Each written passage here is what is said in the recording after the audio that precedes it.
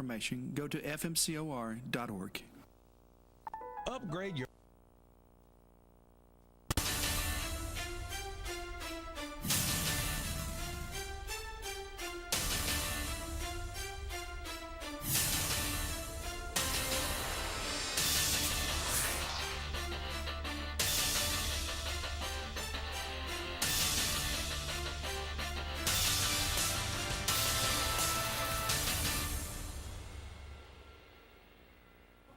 Hello, welcome to the Friday Night Scoreboard, brought to you by the Free Medical Clinic. Thank you guys for showing up. Go ahead and make someone aware. Please share. Great games tonight. Had some lose, had some still going to continue. Hey guys, I'm Coach DJ Pendergrass, and we're excited about tonight's show. As always, we're going to get some coaches on. We're going to talk some football. We're going to see where they are. I was able to go visit Battleground Academy and Grace, and number 3 for Battleground Academy is supposed to be one of the top freshmen in the country, and tonight I seen why. Battleground Academy, they're built different, strong, long, and man, they showed something very impressive that I haven't seen from a Christian academy this season. Very good team, coach well. And they just got after it today, got the best of Grace. Justin Price has done a great job with the Rams this year. Super proud of where they are. Almost to the semifinals, but knocked off by Battle Creek. Luke Bryan was at the game tonight, and his son is the backup quarterback for BGA, and looks like he will be the starting quarterback next year for BGA. So excited to see what the Star Country Singer's son is, and he was escorted to the game. A lot of people around him, keeping him safe, and he wasn't doing autographs, what I hear, but it was good to see that we had a star in the building. Also today we heard, it's not football related, but we heard that the vice president was dropped off at Tyson McGee Airport today as well. So a busy day full of stars at Tyson McGee Airport today, and that's always a great thing. They're in town, they're in our area, they're in our backyard, so some good things happening right here in East Tennessee. Looks like Oakland out there in Murfreesboro, looks like they took down Bradley Central, and it looks like it was pretty convincingly. Oakland is a very good team. We talked to one of the assistant coaches a couple weeks ago, Vonce Henderson, and he was telling us how they had an 8 running back rotation, 3 quarterback rotation, and one of my friends went out and actually watched the game, called me and gave me the update on the game, and if that was actually true, and indeed it is, they have some star wide receivers, 2 or 3 quarterbacks, 8 running backs, and they're rotating them in. My friend said that their 5th string probably could take down my favorite football team in the Oak Ridge Wildcats. They're just that good. So shout out to Oakland. They continue to win. They're headed on to the semifinals. A lot of great things going on. I want to give a shout out right here, right now to a couple players in our backyard. One from Oliver Springs. Oliver Springs, you know him as Jackson. I know him as Ricky. Ricky Jett has he has ran 4,000 yards and also received 4,000 yards. And that is history. Nobody in Olive Spring history has ever done that. Shout out to Jackson Jett for doing that. Big shout out to Jackson Jett for that. And I had an interview with Jackson Jett a while back. He was our Exigent Sports Player of the Week. And he told me one of his goals was to indeed have 1,000 yards rushing and 1,000 yard receiving. He has done that. He has done that in South Pittsburgh. Not able to come up with a victory versus South Pittsburgh, but he did still. He has a history record, and this will be set for a long time at Olive Springs. Shout out to that guy. And another young man I want to give a shout out to is just an outstanding student athlete from Cofield, and that is Jaden Bunch. He has set the school record in the single season rushing touchdowns. Jaden Bunch, 29 rushing touchdowns on the season, and I think it was last week he broke the all-time rushing record. So shout out to Jaden Bunch for the history that he's making at Cofield. It is awesome to talk about our young student athletes that's right here in our backyard, making a stamp on their communities, and that will last a long time. So super fan of both of those guys. They do a great job. I mean, phenomenal job of what they do. Work very hard and very dedicated to their niche, and you can tell. So shout out to Ricky Jett and my boy Jaden Bunch out there in Cofield. Great season. The end of the season for Oliver Springs, but Cofield will roll on. They're moving on, and they will play Sale Creek. So super excited about what's going to happen with Sale Creek and Cofield. I think Cofield has a home game. That is the game to attend. And more than likely, unless I have a TV appearance, that's where I'll be. And we have Coach on the line. Let me see who we have here. Friday Night Scoreboards, Coach DJ. Who do we have on the line? It's Coach Gilman. How you doing, Coach? Hey. Coach, who has it better than we do? Nobody. That's right. I'm doing well. Congratulations on another victory. You're on your way to the semifinals. Great. Quarters. And so you got Greenville. Yes, sir. Yeah. And that's always a battle there. You guys have been battling for many years. The Greenville Green Devils, they play a good brand of football, but so do you, Coach. So let's walk through the game today. You guys played Stone Memorial, and it looks like you had a pretty convincing win. Tell me how we got there. Well, started off. Hello? I'm with you, Coach. Can you hear me? Yeah, I hear you now. I'm sorry. My phone switched over here. Offensively, we played well. I think our first drive, we actually went 3 and out. Had a penalty that got us behind the chains, and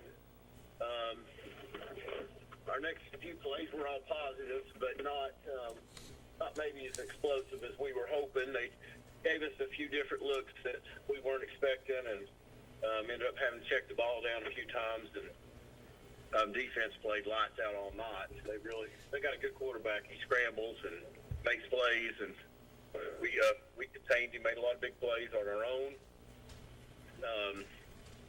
Got a lot of sacks, pick early, got a safety early. So defense was playing lights out. We got the ball back and made some adjustments after we seen how they were playing us, and they were trying to drop as many people as they could in coverage, trying to limit our passing game. I think since our Alcoa game, everybody we played is just dropping because we got behind Alcoa 4 times and put up 31 points, and a lot of it was big plays. So it seems like everybody would rather take their chances, which is crazy to me, with Jason running and try and corral and let us get some of them lightning strikes. So right now everybody's playing us in this kind of prevent look. So we made some adjustments and just that really started gashing them from there. But it didn't take long to get Jason going, and he don't need much. So he broke a couple of them. I think we scored the next 5 possessions, and quite a few explosive plays. Jason had quite a few. Booby had quite a few. JD threw the ball well. O-line blocked well. So, the clock got running, and then it was a pretty short game that second half. Awesome, Coach. I know Jason, he does very good for you guys out there. Just an explosive running back, great vision, agility is insane, and he scores a lot of touchdowns. How many did he put up tonight? I'm trying to remember. I'm not sure. I mean, at least 3. I'm trying to think how many we had. That's awful on my part. I didn't get to see the stats or anything. That's okay. It's okay. He had at least 3, and I'll be honest, he could have had whatever we wanted to let him have. It would have been easy for us, and probably the score would have been worse, quicker, if we had just handed off and let him just gash him. No line was giving him the creases he needed, but we were just, there's at this point, especially with JD just getting back, you still got things you're trying to work on, because when you play Greenville, if you're fortunate enough to get to play Alcoa, you got to be pretty balanced. So there's a lot of things you're still trying to work on. So, we get up a few scores. We're trying to work on a lot more than just score. And but yeah, I was probably the only person slowing him down tonight. I didn't get our O-line guys yelling at us, run the ball. It's like, we know, but we got to work on a few things here. And when you have time to do that in a game like that, it's definitely a time to do it. We know what Jay-Zon can do. Very explosive. Coach, I read something last week that Jay-Zon had the numbers on offense and was leading with the yards, but I also heard that on the defensive side of the ball, Reese Russell was leading with tackles. Is that correct? Yeah, Reese he is an unbelievable football player. Last time we was on here, we really bragged on him, but he leads our team in tackles from the safety position. Wow. And him and Gabe St. John, man, our safeties, they throw their bodies around. Alcoa, I believe, was shocked at, a lot of times in high school, your safeties play pass and corners play pass and your linebackers play run and that kind of thing. Our guys we're fit and run at 0 yards and negative yards on a lot of times, even against teams like Alcoa. And so those guys, they're playing that position at a very high level. That's a lot to ask on teams that run and throw. And but he does a phenomenal job. And he led the team in regular season. He had a pick early tonight that got us the ball our second possession was like from the 2-3 yard line, just because he got a pick and ran one down there. But there's a lot of good players in Tennessee, so I don't know how what all stacks up. But I think he's an all-state safety. I don't know how that would grade out across the state, but just coaching high school Anderson County 17 years and 20-something years total, he's playing that position as good as anybody I've seen. Wow. For a long time. So. Wow. But the best, imagine this, the best tennis player in the state leads one of the best teams in the state at defense. So that's very impressive. Reese Russell is really great. You wouldn't think tennis player and a physical tackler go together, but yeah. He's a dude though. He's a kid. Probably is going to wind up at Navy. But he's definitely a guy just as American you'd want defending you. Absolutely. And do you think he will, continue his football or tennis, or will he just go to the Navy? And I think he just wants to go to the Navy. What job he ends up going to be up to him. He's, ACT and GPA's off the chart, so he'll have his choices there. I'd say if Mom had her way, she'd probably go play tennis somewhere. He's a good tennis player. He'd definitely have the option to do so. Absolutely. Great family out there. He has a great support system. And you guys do a great job, man. So JD's the man. He's trying to get everything back. He's been out for a while. You said you need to work on some things. I assume that's timing with the passes and the routes and his players. How'd JD do tonight? I think he threw for 3 touchdowns. I ain't seen the stats. I would imagine, 250, 300 yards, no picks, pretty high completion percentage. I only remember a couple incomplete. He did real well, made some big throws, but it's just that thing of, getting him 100% comfortable. Every game he gets more comfortable. Technically, I think this week probably should have been the first week the doctors would have let him play if I'd listened to them, but he's been playing for 5 weeks now, so, he's just now probably getting where that collarbone's 100% healthy and getting hit a few times and some things like that. So there's a lot of things that go into our team hitting on all cylinders to go win a championship. Obviously you want your quarterback playing at the highest level, but like you said, you got to get some chemistry with those receivers, and you usually work that out in the season because, like I said, we play Alcoa, and Alcoa is playing the same defense they've always played, and they should. But we got behind them, so the next week the next 2 weeks we've seen prevent type coverage. So you get in the game and you gotta call a different game. You gotta make adjustments. Receiver have to make adjustments in the routes. Quarterback's got to be on a different timeline, and so you're in the playoffs making these adjustments instead of week 3, 4, 5, and 6. Usually by now you've seen it all, you've done it all, and you're just out there executing, playing the game. So we're still in that phase where we're trying to get everything worked out. So the boys are doing good and JD's doing good, but we still got a ways to go to get where we feel like where we could be. Not that we're disappointed where we are, but there's still a lot of room for growth. Yeah, I definitely understand that. About a week ago, Coach, maybe 2, because we're about week 2 in the playoffs. So about 2 weeks ago, I seen some stats on quarterbacks. My friends that run in the lab that they had put up, pick your best quarterback, and they was throwing out stats. JD probably had played 3 games, maybe 4, 4.5 maybe. And his stats were as high as anybody that's played the entire season, and that just kind of blew my mind there. So, yeah, a lot of those stats I've seen posted aren't even right. If he was where I think he was tonight, that should have him around 1,800 yards and about 20 touchdowns, which would be more than most quarterbacks through the entire season. He got to play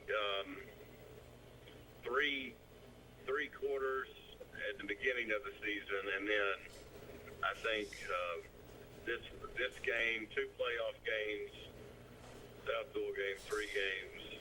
So he's played 3.5 games since, and we're at that 1,850 yard mark with about 20 touchdowns. Now, I mean, so those are impressive numbers, but we've got some weapons out there, so I don't want to. Oh yeah. Like he's obviously not doing that on his own, but yeah, absolutely. That was going into the season, knowing what JD's capable of and some of these weapons. It's hard not to be excited, because that's one of the things that was so discouraging about him getting hurt. It ain't just your kid, but as a coach and an offensive guy, I mean, I don't know that we've ever had so much speed on the field, and you missed 7 weeks of work and that chemistry to get to see just how good this group could have been. So we're trying to make up for lost time. Yeah, so when the season started, I had asked somebody, is JD throwing more than 1 ball? I mean, because you got to get it around to some guys. Yeah, there's so many weapons out there that it's sometimes it's hard to just hone in on how you want to attack something because so many angles.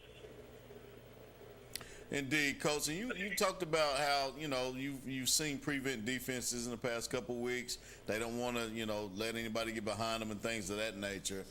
How are your coaches recognizing that? How soon do they recognize it? And how's the adjustments coming for your players?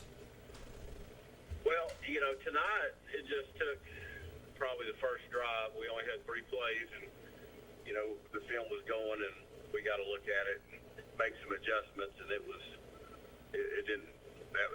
happened pretty quick. The volunteer week, me and Coach St. Clair, we were pretty frustrated with ourselves. We felt like probably the worst game we've ever called. But JD and a lot of the guys in bad position. They weren't a very athletic team. They just seen us play Alcoa, and they played prevent and rolled coverage to Booby and Jason, and overloaded that side. And we were calling just shot plays because we knew we should run bomb. And really, our film was down. I didn't get to see the film till halftime of that game to make the adjustments. And we were just calling bad, greedy calls one after the next into bad situations, but the guys in bad position and letting a fairly inferior team take away Jay's on in our run game with just 3 people. Wow. So out of the half, we just handed it to Jay. Basically, the game was over after that. You know, he had a big knot, but also in that game, I don't know, a lot of people don't know, but we John David, he ended up with 102 fever. He got the flu. He was throwing up so bad we couldn't hardly put him back on the field in the second half.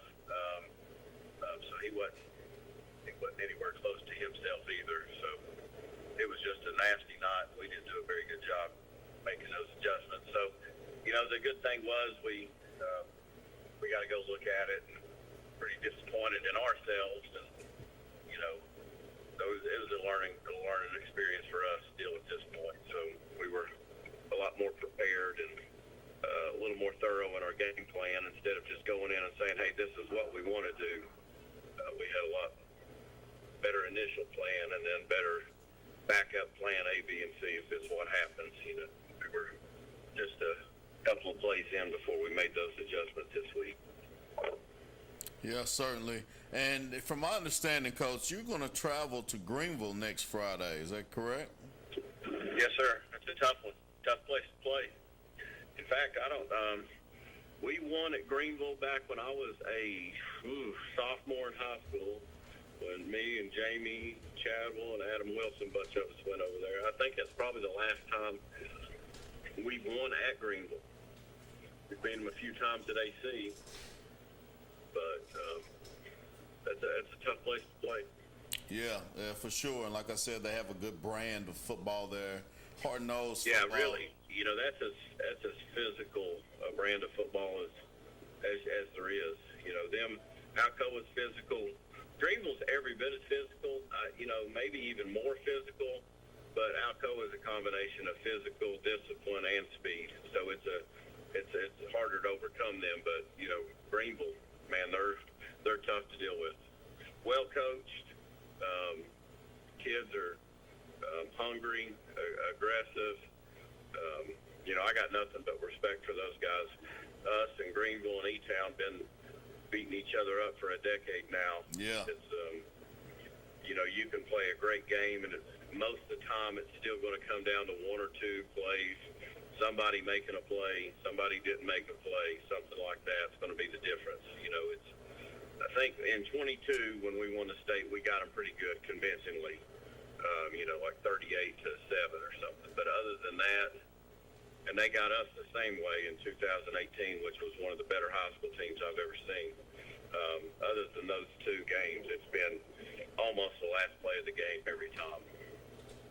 That's football, baby. That's the football we want to see. And you know, I'm rooting for the Mavs. Go Mavs, hook 'em. But I definitely would like to see great football games, especially when you're going into the quarterfinals. You want to see those good games. There's some blowouts, first round, second round. You normally get, you know, rid of the guys that don't really need to be there.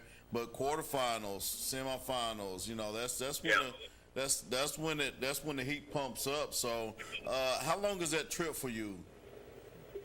It's a couple hours. Typically, we'll go up early. Either go to,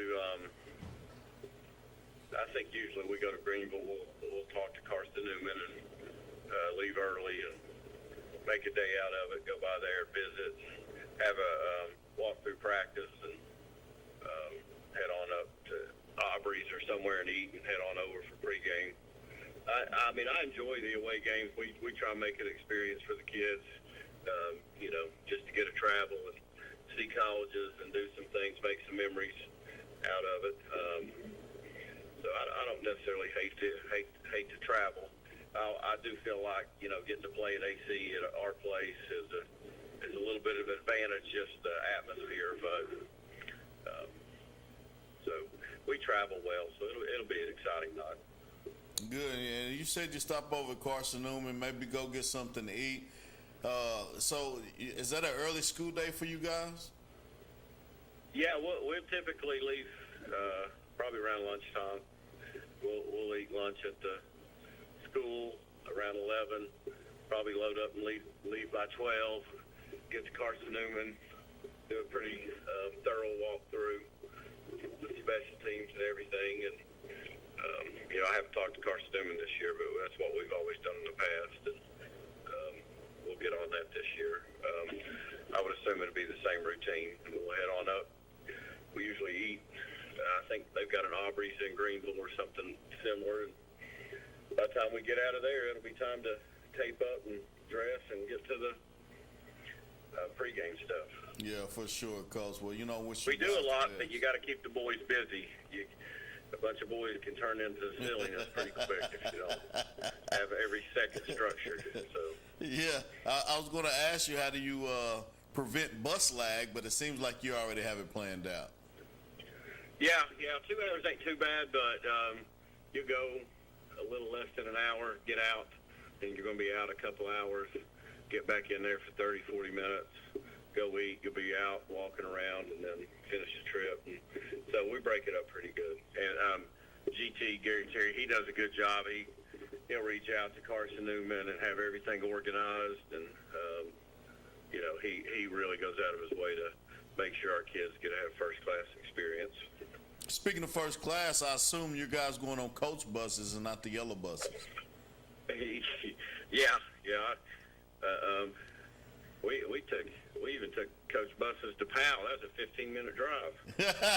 I seen those coach buses at Powell. Hey, who has it better than we do? Nobody. I thought that may have been a little overkill, but well, that's awesome, Coach. I'm super proud of you guys. Still a long road ahead for you. Always rooting for you. You know that. You guys had a great game tonight. Congratulations on the victory, headed to the semifinals, and we'll catch you in Greenville, Coach. All right. Thank you. Appreciate you guys. Always. Have a great night. Yes, sir. Coach David Gillum, Anderson County Mavericks, got another victory. They're headed to the semifinals. They're ready to go.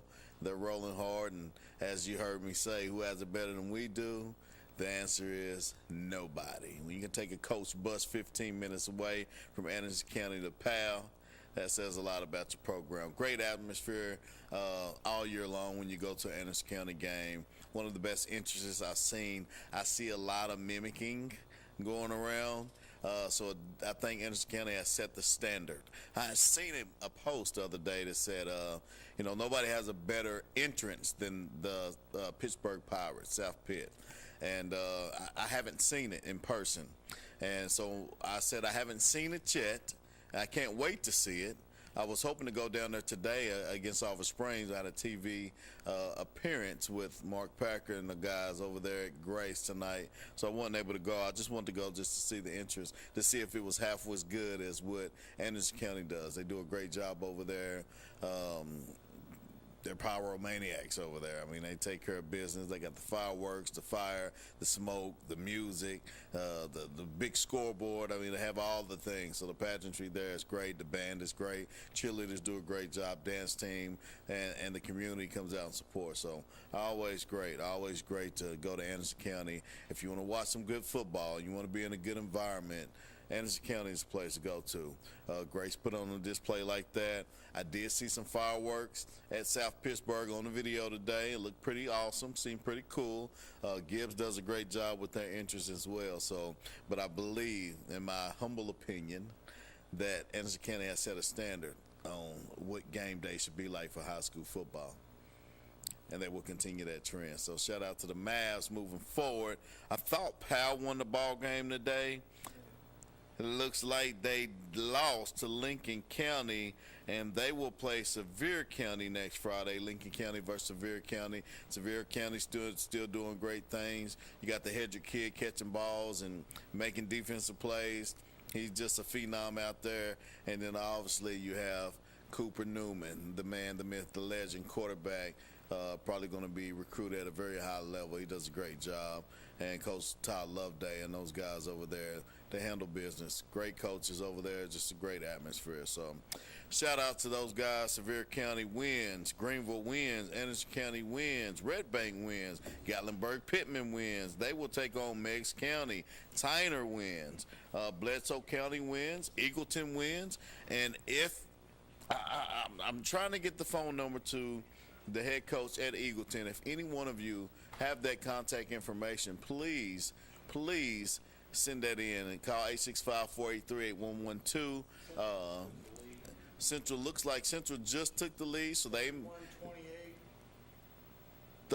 31-28. They just took the lead, so that's a very important game. So Central takes care of business. Ooh-wee, looks like they'll be playing Knox Halls. Which will be the Battle of Black Oak Ridge.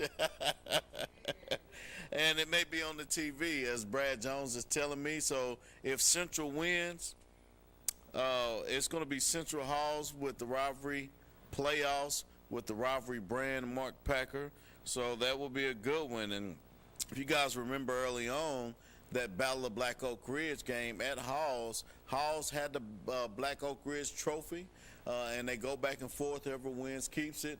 Central actually came in and took that back home. So I hope Central does win. That'll be a good TV game for our demographics, and we look forward to that. So good luck to Coach Lane. Hope those guys take care of business, and it looks like Coach Brenton Hughes at Halls took care of business against Lawrence County. Guys, we're going to take a small commercial break. But you hold tight. But, if you are watching on our social media, please go ahead and share this podcast. We want everybody to know that we're on. We're going to talk about some scores, and if you have some highlights, you can send those in to news at bbbtv12.com. That's news at bbbtv12.com. Guys, we'll be right back. Upgrade your home with stunning natural gas appliances from Oak Ridge Utility District. Enjoy 0% financing with approved credit and turn your dream kitchen into a reality. Call today for a free estimate, get free delivery on all purchases, and enjoy handsome incentives on our appliances. Free delivery, 0% financing, and impressive incentives makes now the perfect time to switch to affordable, safe, and reliable natural gas. Don't wait. Choose Oak Ridge Utility District, your affordable energy choice. Call now or visit our website to get started. Bring the whole family together at the free medical clinic holiday ice rink at Roane State Community College Harriman campus all of November. Glide on synthetic ice with family and friends, or go skating for the first time and create joyful memories for all ages. Leading up to the Roane State Christmas tree lighting on November 17th, where everyone skates for free. See you on the ice. Bye. For more information, go to fmcor.org, fmcor.org. Hi, I'm Rick Scarborough, State Representative. Friday nights are special in Anderson County. Football under the lights, warm weather, cool nights, and some intense rivalries. I want to congratulate the student athletes, the cheerleaders, the band, the teachers, the coaches. You've worked incredibly hard. Go out there, compete hard, and enjoy it. There's nothing like high school football.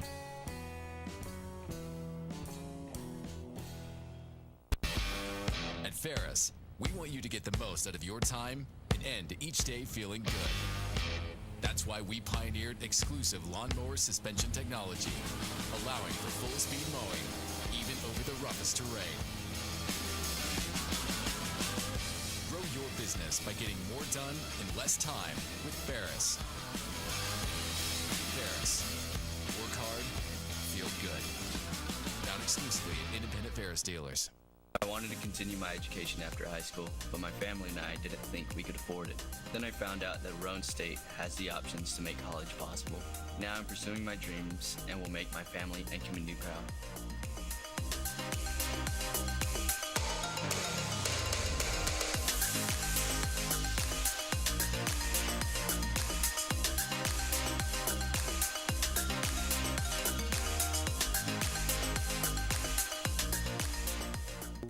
Okay, welcome back.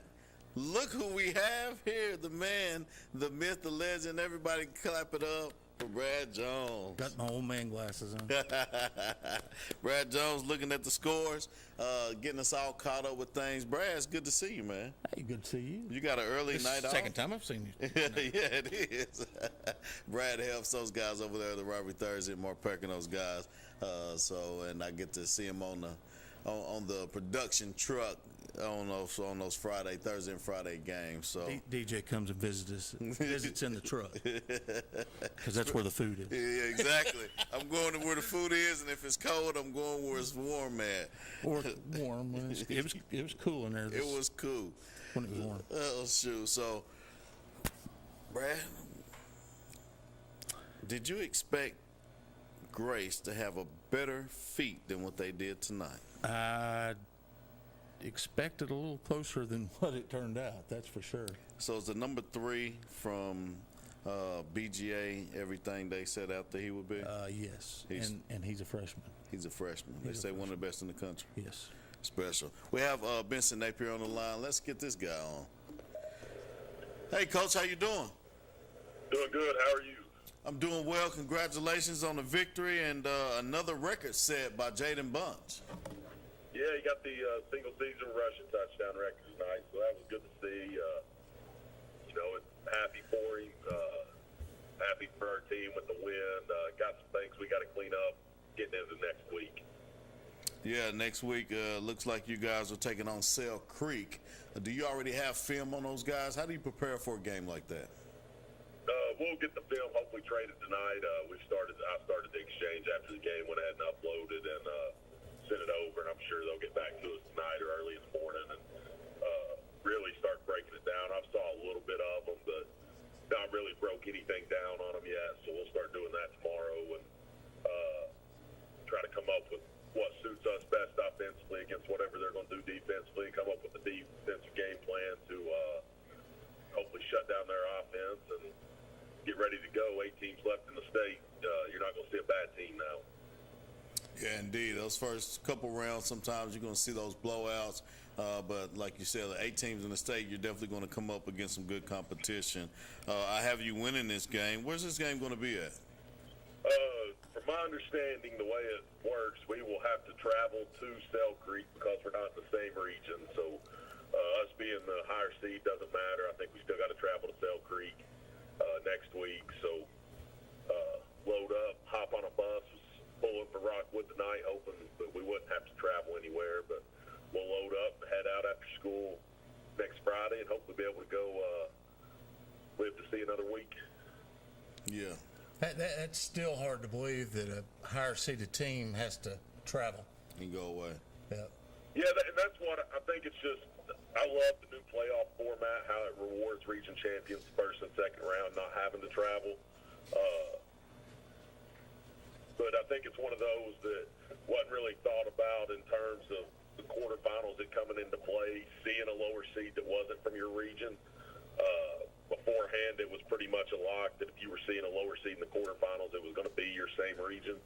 So I think it's just one of those things that never had that issue before and just wasn't really thinking about. That's the only thing I would really like to see changed out of the playoff format. I love this new format we got, getting to see different teams. I think that's the first time we had played Joe Burns in school history tonight, and I'm 100% sure this will be the first time we played Stell Creek. So getting to see some new matchups, getting to play some new teams, I think that's a really good thing. And like I said, I love that it rewards you for winning your region with not having to travel in that second round matchup.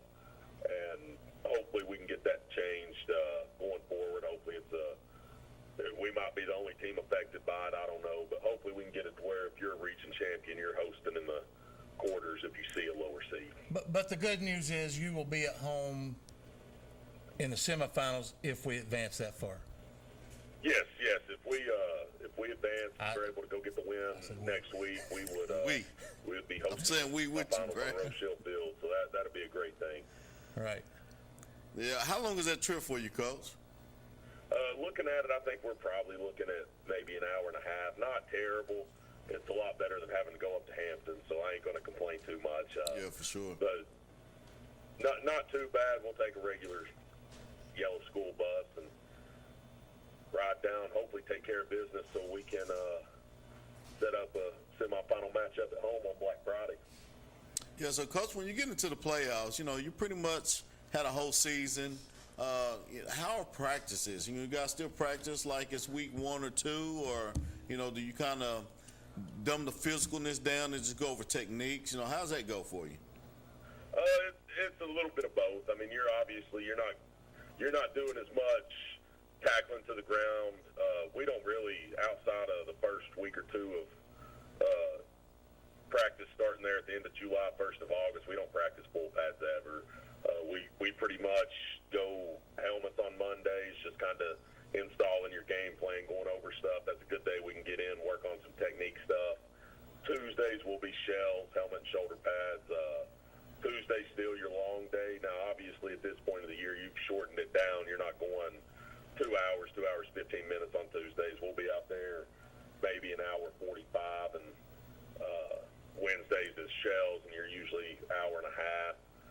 Try to shorten it down a little bit, keep kids fresh, and Thursdays is obviously your pregame day, so you're just walking through stuff, getting those final adjustments in, making sure we're squared away on everything.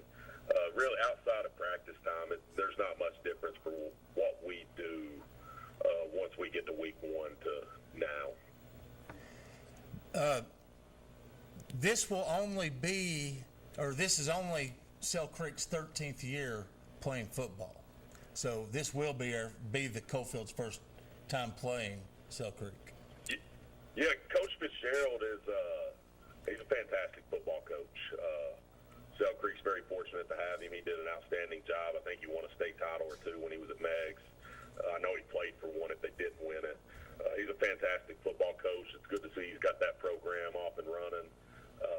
You know what's crazy? A week ago, they were hosting their first ever home playoff game and got their first ever playoff win, and now they're sitting there 2 games away from being in Chattanooga. So I'm sure to be an unbelievable atmosphere down there next Friday.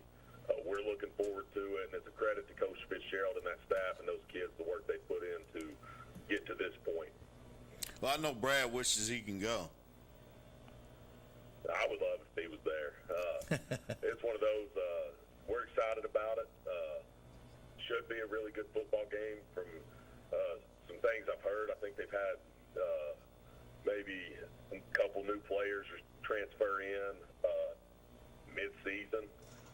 So it's going to be exciting to see what they got on film, see what we're looking at next week. And like I said, when you get down to 8 teams left in the state, there's no bad football teams, so we got to be ready to play. I agree with you on no bad teams, but looking at their schedule, they didn't play quite the toughest schedule in Tennessee. Yeah, I don't know anything about that. Whatever they've done scheduling-wise, I will say it's worked because they got a lot of confidence, and they're playing in the quarterfinals. So whatever they've done scheduling-wise, I ain't looked too much into it. It's paid off for them because if you're still playing, that's right. It's a pretty good year for you. Yeah, confidence is key, especially in football. 80% mental and 20% skill. So, yeah, and that definitely boosts the confidence and the momentum and all the things that the camaraderie of a team needs to go and play a team like Cofield, who is already ready to go. You guys have cooked well done this year, and super proud of you guys. Well, I appreciate it, and as always, appreciate you guys having me on. And it's love the coverage you all provide for high school sports in our area and the spotlight you're able to shine on kids. I know kids love it. Parents love it. I love it. Anytime we can get our program out there and get kids mentioned and just shed a spotlight on high school sports in our area, I think it's a fantastic thing. And I do just want to let you all know I do appreciate you guys and the coverage you all provide. Thank you. Hey, did you come out of the game healthy tonight? Yeah, for the most part we did. You know, obviously at this point of the year, everybody's going to be a little beat and banged up. To my knowledge, we're about as healthy as you could be at this point of the year. We'll have some kids we'll check out. We had a couple kids that didn't play this week, just some lingering issues that trying to make sure they're 100%. You're not putting a kid in a bad spot of playing hurt and making something a lot worse than it has to be. Hopefully next week we got everybody ready to go, and we'll watch that as the week goes, see how kids are moving, and see if they're there ready to go. And if not, it's next man up. We're going to go with what we got and compete our tails off for 48 minutes, no matter who we got out there and who we're playing against. So we'll see next week how. I think we're about as healthy as we could be. That's good. Coach, how many seniors do you have? We have 12 seniors. Been a phenomenal class. It's a group. I love them. They're great kids. They work their tails off. They do whatever we ask them to do. I'm kind of fond of them. We got, I think, 6 senior offensive linemen. 5 of them have been with us for 4 years. They work their tails off. They don't get any credit. I love those kids to death. They are incredible. They're fantastic. And it's a senior class we will definitely miss because there is a lot of talent in that senior class. Yeah, for sure. You also have a lot of talent in your freshman class. Yes, we do. That freshman class has a chance to do some really great things, especially if they will commit to getting in the weight room in the off season, getting bigger and stronger, and that helps everybody in all sports. That's got a chance if they'll work to be a very special class. Our junior class, it's kind of weird. Our junior class is loaded with skill guys, some really, really special skill players in that junior class. Our sophomore class is loaded with linemen. They got a chance at those sophomores. We're replacing 4 starters on the offensive line next year any way you slice it. If that sophomore class, those kids really will get after it in the weight room this offseason, they got a chance to be a very, very good offensive line. And there's a couple really good athletes in that sophomore class as well. But we're balanced overall. I think we got 38 kids that play. We got like 12 seniors, 10 juniors, 9 sophomores, and 7 or 8 freshmen. I don't know what the exact breakdown is, but we're pretty balanced overall. And they all have a chance of being. Well, our senior class is a fantastic class. Yeah. And then that junior class, most of those kids are playing right now. We have been very fortunate and blessed at Coalfield. We got kids that show up and they bust their tail and they're not selfish. They don't care who does what. They want to win. They're competitors and all they care about is winning, and they're going to do whatever we got to do to win. And it is a special thing and a very special run that Coalfield football has been on since 2010. This don't happen at schools that have 160 kids year in, year out, and are among the 5. I think we're the 5th smallest in the state that plays football. Yep. We're very, very blessed at Coalfield with what we got. Wow. Well, speaking of next man up, before I let you off here, Coach, Hedrick, is he a junior? He is a junior. We're excited to have him back next year. He's a stud. I've said it all year. I would put him up against anybody in 1A. I think he's the second best running back in 1A football. It is exciting to see what he can do next year when he's the man at running back. And love that kid to death. He plays unbelievable both ways, and he's another kid that he's going to do whatever he has to do to help us win. He plays unbelievable on defense. He's probably the best open field tackler we got. He's a special running back that's just behind another special running back right now. Yeah. And his attitude never changes. He shows up and busts his tail and gets after it and does whatever he has to do to help us win. And excited that he is coming back next year. Yeah, absolutely. Me as well. As one kid, I was able to coach alongside a coach that was coaching him, and this was at maybe 10 years old. I knew then he was going to be a special talent, so you definitely have a good one. Well, Coach, you have a good night. We appreciate you always calling in and talking to us, giving us the insight of what's going on at One Heartbeat out there in Coalfield. I appreciate you all having me on. Thank y'all. Go Jackets. See ya. All right, Coach Benson Napier, head coach of Coalfield High School, or Coalfield School. Coalfield School. Well, it's, yeah. It's Coalfield School. It's Coalfield High School, Coalfield Middle School, Coalfield Elementary School. Coalfield School. They're in separate wings.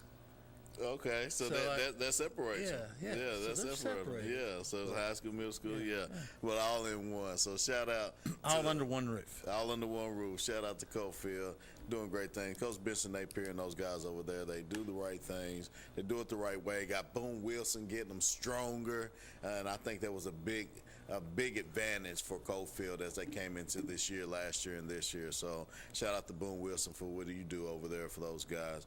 Big boost, big help. Want to give a shout out to the Free Medical Clinic. The Free Medical Clinic's mission is to provide medical and now mental health care for low-income and uninsured residents living in Anderson, Morgan, and Roane County. You can go to fmcor.org for more information. If you need care, that's where you need to go to get started. So make sure that you do that, fmcor.org, and let them know that the Friday Night Scoreboard sent you. Give you an update. Central is up 38-28 now. Let's with, go, Coach Lane. According to their clock here, which they're counting back up, there's like 28 seconds left. So it looks like it's a done deal. All right, congratulations. Knox Central. Not yet, but congratulations to Coach Lane over there at Knox Central. Looks like they're going to get a win at the ball game where they are, and they will be playing Halls next week. Will that game be at Central or at Halls? Do you know? It'll be at Hall. So that is correct. Well, no, they're in the same region, so it'll be at the higher seed. Central, who was the higher seed? Halls is a 3 seed, Central's 2 seed, so yeah, it'll be at Central. It will be at Central. Yeah. It will be at Central. That's off Broadway down there. So that's going to be good. I know Coach Hughes wants that leak back, so we'll see. Looks like we have somebody on the line. Let's see who we have. Thank you for calling Friday Night Scoreboard. Who do we have on the line? David Queen will call him, man. I seen Big Brad Jones sitting there, and I thought, man, I got to call and ask him a question. What you got, Quinn? Brad, what time we leaving next Friday? 4. Cofield football game, man. Shell Creek. Unfortunately, I'm tied up working. We went to a lot of them, hadn't we, buddy? We did. We went to a bunch. We sure did. How many years in a row has Cofield done this? Oh, I saw that the other day. Hang on, I'll tell you that answer. Is it plus 10? Well, they've won 5 or 6 straight region titles. Let's see, they lost in the semifinals last year. Hang on. I've got that answer for you. Well, we do know that if they do take care of business at Shell Creek, that they will visit South Pitt, or No, South Pitt will visit Cofield. Come to Cofield. Yep. Look at that, and we need that. And I will. Yeah, see, if you'll see these little H's here, that represents home. Who's, and it doesn't matter unless you're in the same region, like the Halls Central. Mm-hmm. See, Halls would have hosted had Columbia won. Halls would host because they're the home up here. Gotcha. But being that they're in the same region, the higher seed. Higher seed, okay. Yeah. And that's what Coach Benson Napier was right. Kind of upside down about. Yeah. I got that clarification last week.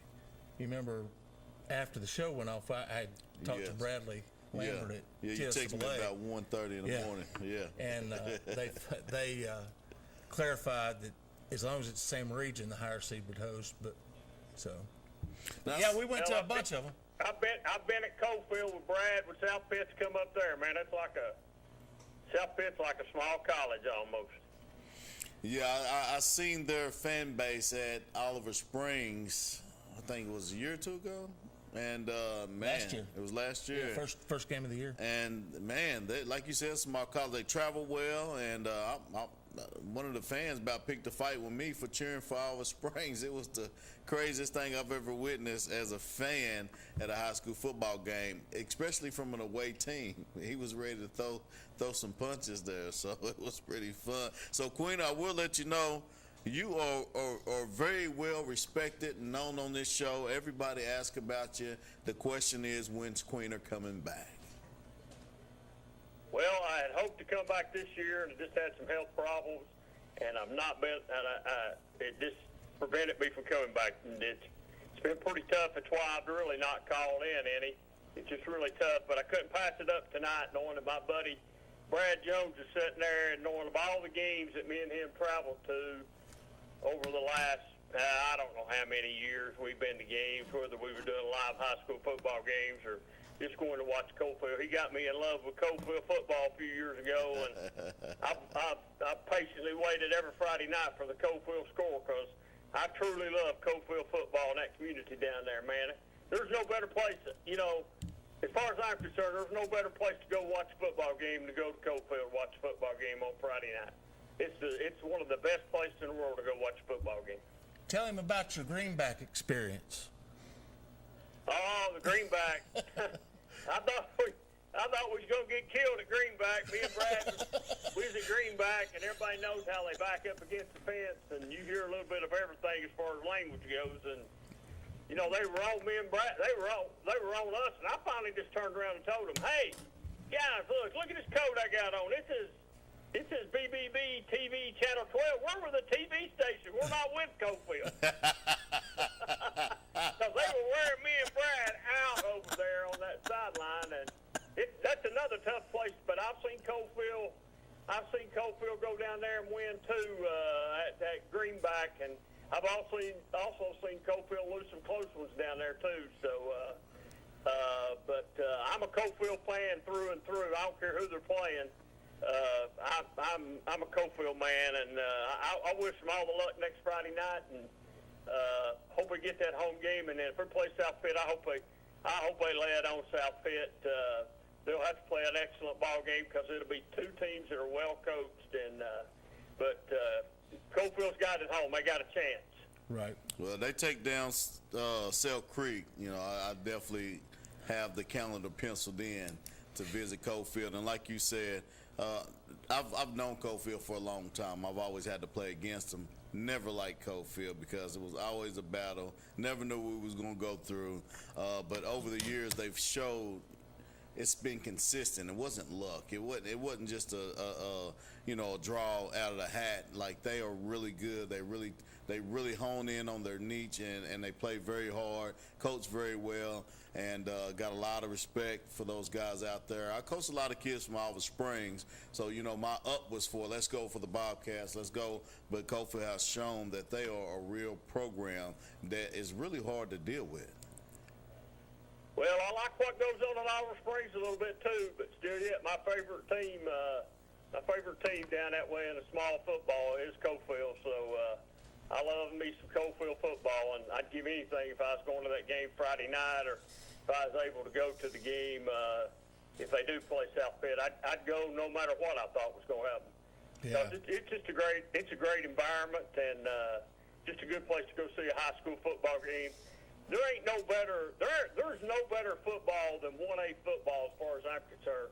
I would have never said that 10 or 15 years ago when I got started with Brad and them. I was more for the 5A and 4A and 6A, and I didn't know too much about single A or double A football until I got to going around and meeting some of these coaches at Rockwood and Harriman and all these places, Midway, and different places. And it's just small high school football is where it's at, man.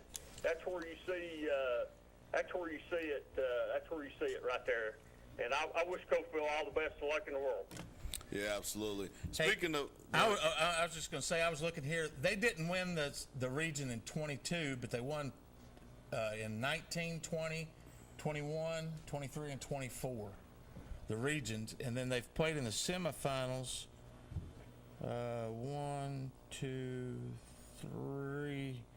3 times in the past 6 years. Respectable. So awesome.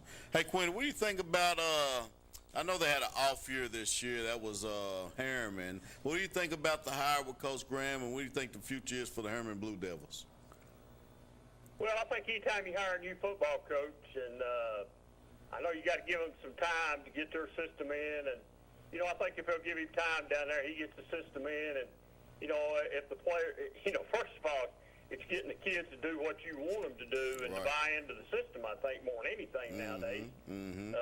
If he's able to do that, I've seen Coach Tapp with some really good football teams in Harriman. Yeah. I mean, I've called, and Brad knows this, we've called some games down there where there's been some excellent Harriman football teams, and won some big ball games down there. So there's athletes down in Harriman. Oh, for sure. Don't let nobody kid you. There's athletes down there. That's for sure. So I think it's just a time thing. Got to give the coach a little time. I look to see next year. I look to see the big improvements down in Harriman.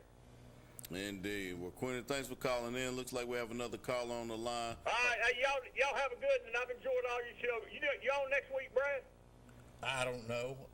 Well, maybe because it's looking like we'll be at Central for the Hall Central game, so I'll probably be able to get back. But we'll have Jet back next week. Yeah, Jet. Oh, Alpha Springs.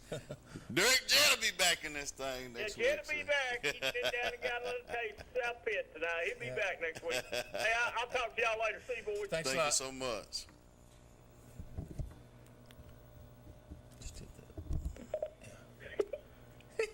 I bet I know who this is. Who is this? Hey, DJ, brother, what is up, man? Oh, no. What is up? Who is this? It is Naomi Marie Jones. She's calling from San Antonio, Texas, too. Are you in San Antonio? I am in Texas. You are in my favorite state in the United States. Really? You really are. I love Texas. How's it going? It's good. We're laying in bed, about to go to bed. Look who I have on the show with me tonight. I know. It's the Big Bed Brad. So what are you doing in Texas? My aunt lives down here, and we're visiting her. She had a heck of a time getting out of Knoxville today, though. At the airport? Yeah. Yeah. Delays. That was awful. And then mechanical issues. Or it wasn't mechanical, it was electronic issues, right? No, it was also, that's the whole reason I got delayed in the first place, is it was mechanical issues. Oh, it was mechanical? When it was coming to Knoxville, yeah. Oh. Wow, so the news is, you experience everything the news is saying? Yes. So was TSA bad? No.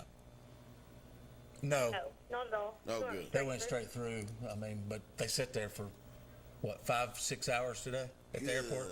No, it was like 3. No, we got there at 10 o'clock, honey. You didn't leave till... Oh, yeah, I guess it was 4 then. 4 hours. Well, Naomi, did you hear that Jaden Bunch broke another record at Cofield? Oh, womp womp. Naomi, did you get to watch any football today? No, and I'm glad I didn't. It's a football-free Friday. It was great. She loves it. You can tell. I know it. You can tell it. She loves helping me on Friday nights. Oh, yeah. She just says, all things she says, when you're sending me money. Send me money. Literally.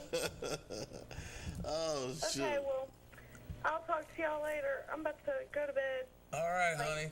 Good night. Be good. Be safe. Night. Love you too. Love you, babe. Love y'all. Bye-bye. I knew that giggle when I heard it. Miss Naomi Jones, daughter of Brad Jones here. You're a good dad, man. I like being a dad. Yeah. I like being a granddad, too. Yeah, I'm not a granddad, but I just had a new baby. At a granddad's age, I guess. What's that? Yeah. Yeah, I do. I know all about being a good dad, a bad dad, an okay dad. I know I'm in all the dad categories. So, but I do my best, guys. We're gonna take a small commercial break. Hang tight. We're gonna get some more coaches online. We'll be right back. Hey guys, it's Naomi and Megan. We're so excited to see you guys on New Year's Eve for the exciting ball drop. Come hang out with us until midnight and watch that ball drop. It's going to be so much fun. Food trucks, live music, all kinds of good stuff. You can even skate with us. Kathy May Martin has been making real estate dreams a reality for over 3 decades. Buying or selling real estate is one of the most important decisions you'll ever make. Choosing the right realtor is next. Thinking of buying or selling? Call Kathy May Martin at Coldwell Banker Jim Henry & Associates for all your real estate needs. Rest assured, with Kathy's knowledge and experience, you will be on the winning team. Evans Mortuary has been serving the needs of families in and around Roane County since 1976. As established members of our hometown community, we understand the security of dealing with people you know you can trust. We build our reputation on this trust. The Evans family appreciates the confidence the community has expressed in us over the years and will constantly strive to earn that favor. Evans Mortuary, 805 North Gateway.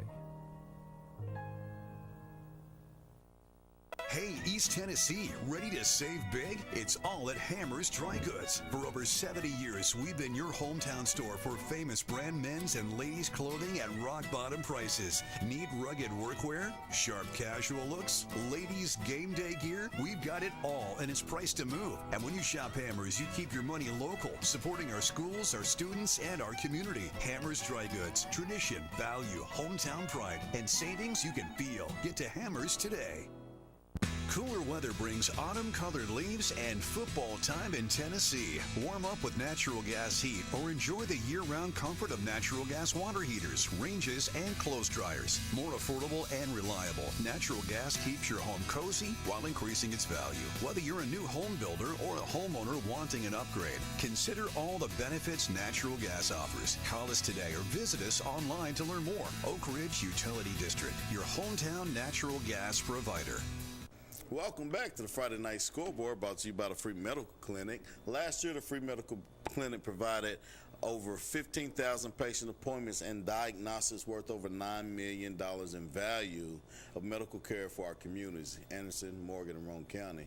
If you want to know how to get involved, go to fmcor.org to find out how you can get involved. They have volunteer options, they have work from home options, they have and options for you to get your mental and your regular health checked up on. So Free Medical Clinic, that's fmcor.org. Make sure you reach out and let them know that the Friday Night Scoreboard sent you.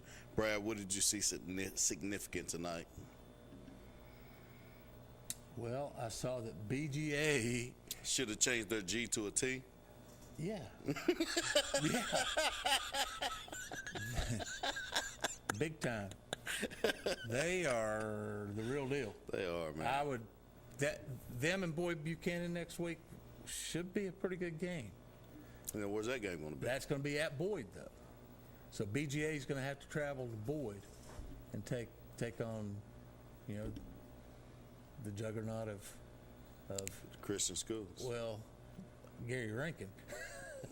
Gary Rankin. That's big in itself, the name Gary Rankin. How many state titles does he have? Oh, a bunch. A whole bunch. Yeah, it's hard to count. Yeah, wow. Well, we'll figure that out. What was an upset tonight that you seen? I really found it. I thought an upset was Rockwood losing and Midway. Because Midway was up 14-0. The Midway score, and I thought Midway would have a hard time winning at Clay County. But they came out and was up 14-0, and Clay just ran off. What was that final? Yeah. 52-21. They ran off like 38. I think it was 38-14 the last time I saw it. So that's 38 straight points that they scored. Wow. Yeah. And without and may have been more with it being 52-21. What you're asking Napier about, did they come out healthy? It just makes you wonder. If they stayed healthy. Yeah. Because, when Coalfield played Midway early in the season, Tate Mason didn't play. And, it was a pretty lopsided score. Mm-hmm. I think 63-7, something like that. Yeah. And I think he would have made a difference in that game. So you wonder if there was an injury or. Right. Especially to jump out 14-0. And then nothing else. And then they made some heck of adjustments. That's for sure. Yeah, they did.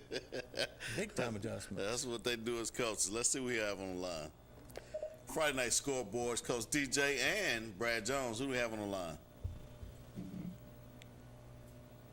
Hey, what's going on, baby? I know that voice from anywhere. That sounds like a Hall's Red Devil voice. Hey, we still rolling, baby. You are still rolling, and you guys are going to be rolling the Central next week. Yeah, man. We Battle of Black Oak Ridge, round 2. Well, that's what I said earlier. I know you was ready for your lick back, and then you have to go there and travel. Now, this is a playoff game. You don't get that trophy back if you win. Is that correct?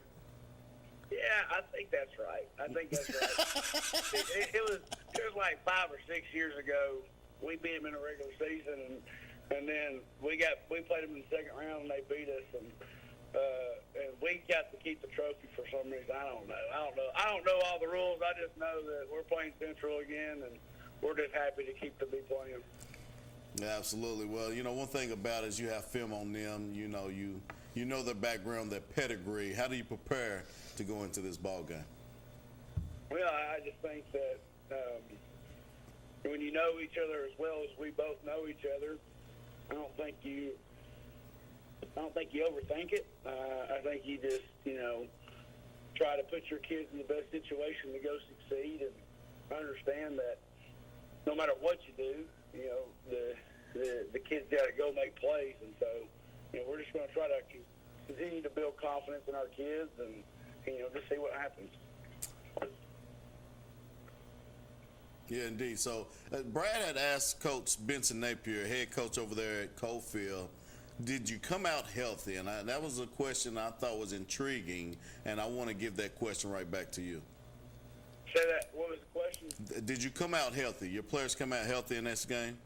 Yeah, I mean, obviously we got some nicks and bruises. It's football, right? Mm-hmm. But, yeah, we did. Good deal. So up front, you guys working well up front, taking care of the line of scrimmage on both sides of the ball? Man, all I heard all week was how are we going to be able to stop, be able to defend that big offensive line that Lawrence County had, and that team rushed for 500-something yards against Ray County, and all this and all that. And I get it.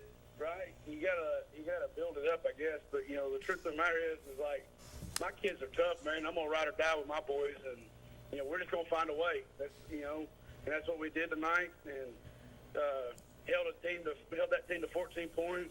They try to play smash mouth football, and when we hit them in the mouth, they got out of it, and they didn't want no more. And and that's just a testament to our kids.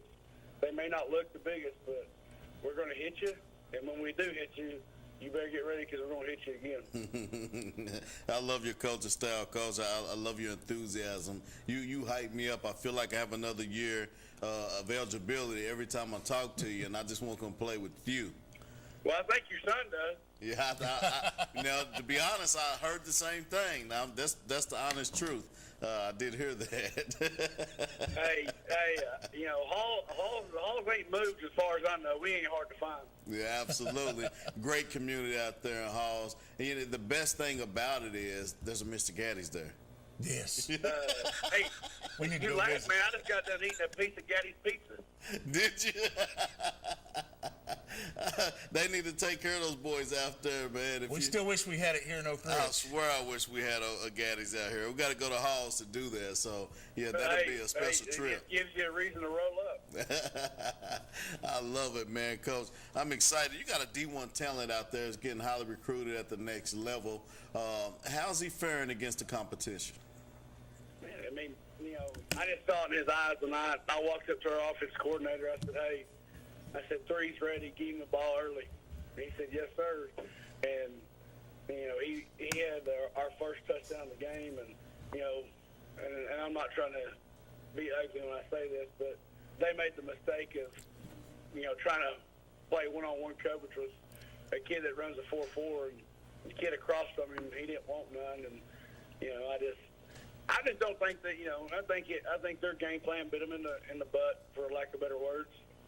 They thought that they were better than us up front, and that they could play man on us, and at the end of the day, our athletes just outshined them, and our offensive line did what they need to do, and our dudes made plays, and Jarrell, who's continuing to blow up in recruitment, he just got named Army All-American. Invited to the Army All-American bowl game. Nice. A lot of that stuff hasn't happened at Halls, and it has nothing to do with me, but it has everything to do with the kids believing in our community and believing in our program. And so, I'm just proud to get to coach kids like him and his teammates. And, our whole goal is to keep, I don't know how long this thing's going to last, but we're going to just keep cherishing every moment and just keep finding a way. Yeah, that's definitely for sure, Coach. Like I said, I love your coaching style and the way you guys, the grit and the grind that you guys put in it. And football is a physical and a very violent sport, and you have to have the mentality. 80% mental, 20% skill. How do you keep producing 80% mentality over skill for your guys to keep moving forward? Well, I think there's one huge factor that I've told our kids since day one is it has nothing to do with them. And when I say that, it has nothing to do with our opponent, and that's not being disrespectful. It has everything to do with us. Like, I truly believe that if we focus on us, I truly believe that. If we just focus on us and we do the things that I know we're capable of doing, we're going to be a hard team to beat. And so reminding them, it ain't about them. It ain't about what they do. It's about what we do. And, I feel like, especially lately, that's been our mindset. And, and we've seen a different result prior to what we saw earlier in the season. Absolutely. Well, that says a lot, and that says it all right there, Coach. Again, super proud of you guys. Keep rolling. One more tough week ahead of you. Now there's about 8 teams left, and you have to keep showing who you are. What do you tell your kids? I just don't believe in lying to my kids or trying to, feed a false narrative. They already know who they're playing. They're friends with most of those kids. It's the Battle of Black Oak Ridge. At the end of the day, it's going to be a lot of emotion and passion in this game. And, they've done a great job. And the truth of the matter is, it's like, we just got to find a way. I'm going to tell the kids the same thing I told them, like I just got nothing to say. It ain't about them, it's about us. And if we control us, if we do what we do good, then we're going to give ourselves the best chance to go win and be successful. And if we stray from that, then it's a flip of a coin. So, just embrace the moment. Halls hadn't been to the quarterfinals since '96. These kids have made history, and it's a testament to these seniors. Central ain't been back to the quarters since I was coaching there, and so it's gonna be fun, man. It's everything that you want in high school football. And if you have any competitive nature in you, it's the stuff that you want. And I'm already excited, ready to go. Well, I'm going to try to build and boost that game up as much as I can on my platform, Coach. I wish you the best of luck. Brad, do you have anything for Coach Hughes? Good luck next week. Hey, appreciate you guys, and thank you all for everything you do for high school sports. Absolutely. Thank you. Go Red Devils. Yes, sir. Let's go. Coach Brent Hughes over there at Halls. They took down, they have a victory, and looks like they're going to have another battle of Black Oak Ridge. Maybe somebody else on the line. Well, is this Coach Childs? It is. Okay, that's Eagleton's coach. Oh, we have Eagleton on the line. Stephen Childs. Stephen Childs. Yep. Are you kidding me? No. Coach Childs, is that you? This is Coach Childs. Coach, hello, how you doing? This is Coach DJ Pendergrass. Alongside of me is my producer, my boss, Brad Jones, right here at the Friday Night Scoreboard. I want to first of all say congratulations on building a great football team, and you're headed on your way to the semifinals. Congratulations on quarterfinals. Sorry about that. Congratulations on your victory tonight. How did you get here? You, man. How did you get here? How'd you get to this point, Coach? You been 3 years as a football team? So it's been a 5-year process. Okay. We came on board. This senior class was in 8th grade. We're a 6 through 12 school, so we had these kids in 8th grade coaching middle school football, and we had freshmen. Last year's senior class were freshmen. It's their 3rd year of varsity football. It's been a process, man. These kids have been through no facilities to ridiculously blessed in the facilities that we have today. So, we were walking half a mile off campus to go practice at Eagleton Ballpark to hosting a second round playoff game on an unbelievable, super blessed facility. So to talk about the process from day one, I'm the third head coach that this senior class has had. They've been all in. They've been sold out to us in Eagleton. The little community that surrounds our school is called the Village. The Village has been bought into this, and it's been extremely humbling. It's been an unbelievable ride, and super proud of these guys for buying into a third culture. Now I've been there since day one. I was there from inception. So the same vision we had with the first head coach is the same vision we have today. So it's been exciting. Super proud of these guys. It's been a joy to coach them, and we can't talk about the process without last year's senior class, right? But these kids have seen it all. Like we went from having 0 seniors of year one varsity football when this senior class were sophomores, and now they are leading us. So it's been amazing to watch and see the development and growth of these kids, and I'm blessed to kind of lead the staff and lead these kids to what we always hope in this profession, to be better husbands, to be better fathers, to be better people, and give back to their community. So it's been cool to watch and be a part of.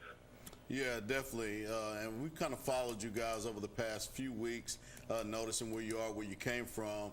Brad here just showed me over the past 3 or 4 years, going into your 5th season, you have gradually gotten better each year as far as record. Yes, sir. Thank you. Year one, we were 4-6, earned our way into the playoffs. Year two, we were 6-4. This year, 7-3. But I think it kind of turned for us. We went up and have a lot of respect for 2A South Green. We kept them on the schedule. Tibbetts-Lay moved us from Region 1 to Region 2, and there's only 8 schools in 2A from Chattanooga to Bristol. So we had a lot of non-region games, and this year is the first year we've been in Region 2. So built some relationships with those guys in Upper East Tennessee. So we kept South Green on the schedule, and we played them week 9, and we went up there, and we didn't play great. We played a really good South Green team that beat us by 2 scores, and our seniors pretty much took over the locker room at the end of the game and realized what we had to play for week 11 against Oneida. And they came out and played extremely well, and we earned that number 1 seed of Region 2 by beating Oneida. And then because of that, we got to host the first 2 rounds, and they've shown up to work every Monday, and with something to prove. Like there's a lot of people in Blount County that doesn't really know where the Village is. There's a lot of people in Blount County that, we get so, as Blount Countyans, we see what Maryville and Alcoa do every single year in, year out. They've built dynasties. They've built unbelievable programs. Lots of kudos and respect to those guys. I'm a graduate of Maryville. So we know they do things the right way, but we become, immune to how hard it is, I guess, to get to this point. And our kids have bought in, and they want to be noticed. They want to be recognized, and they've done a really good job of preparing the way you're supposed to prepare and doing it the right way. So the senior class is really special. Coach, what do you know about Bledsoe County, your opponent for next week? So Bledsoe, we went down there last year. Coach Tabor is a really good coach. They're super sound. They're super fundamental in everything they do. They're technicians. They run shoe-to-shoe wing tee, and it's impressive. He could give a clinic on how to block and run the wing tee. So they're going to be. I haven't watched them on film yet, but based on what we saw last year, they're going to be physical. They're going to be technicians in what they do, and defensively they're going to be sound. So that's what we've got to work. Can we match physicality? Can we do our job and be sound on defense? And then can we take what they give us? Can we run the football, and can we get the ball out in the pass game where it's supposed to be? Yeah, absolutely, Coach. That sounds like you're ready for a game plan already. When do you think you get that film? I would say tomorrow morning. We're going to enjoy this one tonight. About noon tomorrow, we'll start prepping. My staff meets early Sunday morning and before church, and we'll go to work and prepare and go to work. Sounds like fun. Absolutely, Coach.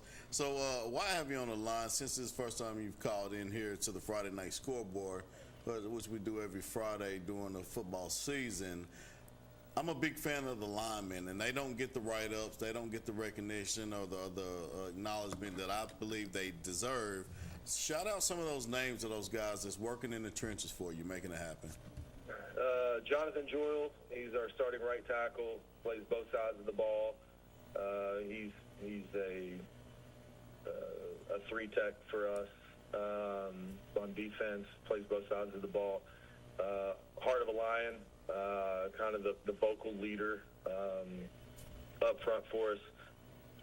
Trevor Bright, another senior, plays left tackle.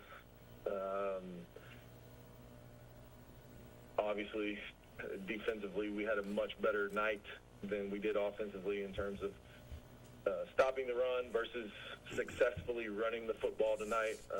But Trevor Bright, senior, Caden Baker, left guard, he's a senior, and then Logan Powell, he's also a senior. They're kind of the offensive line.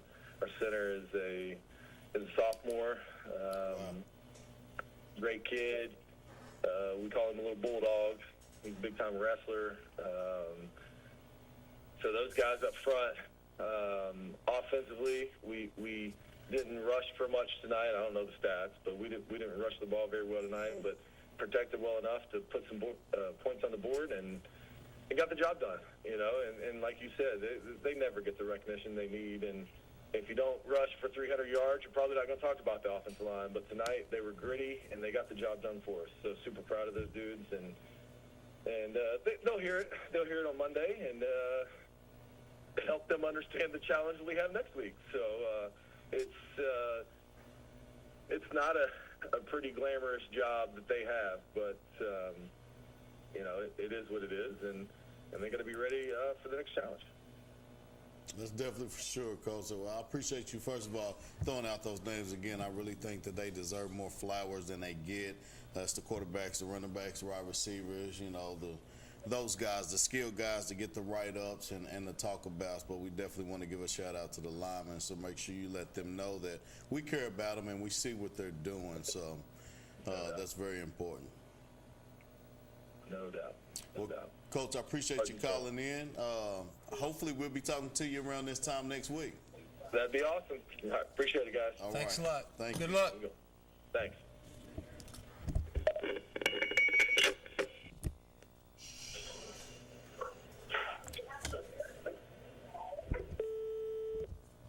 Go ahead and did you put it on hold?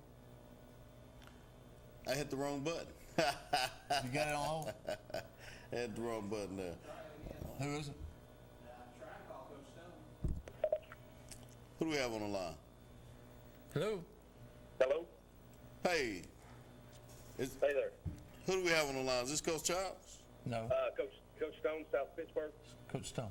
Let's go, Coach Stone. Look, this is Coach DJ Pendergrass. Thank you so much for calling in. I have my producer right beside me, Brad Jones. You know, I dug through all kind of books to find your number, and I found it. Coach, you have a great program out there at South Pitt, a winning program, known to win, expected to win by your fan base and those who play you. How did you get there? It's years and years. It's not me. I just happen to be the person right now that's in charge. You know, we've had, you know, as we come through the program, my dad played on the 1969 team there, and you know, when I was a kid, he brought me up, you know, coming to the games. My wife and I both graduated there. All of our sons have went there. My brother, you know, our families all went there. But you know, through the years, you know, the first real notable name back in the early '60s was Coach Philip Bean, and then Coach Don Grouder took the program, then Danny Wilson, you know, and then my mentor there was Vic Grouder that I worked with for a long time as an assistant for him. So it's not anything that I've done. It's just you know, I'm just in charge of trying not to mess it up and keep it going with it for so long. Coach, there's rumors every year that you guys have 3 states playing on your team. You have players from 3 different states. How does that work? Where are you guys actually located, and how does 3 states play for one team? Well, so where a lot of that started, to my knowledge, I've been around it as a player and a coach since '91, and we had a kid 2 years ago that came up from Georgia, from Rome, Georgia, and he actually.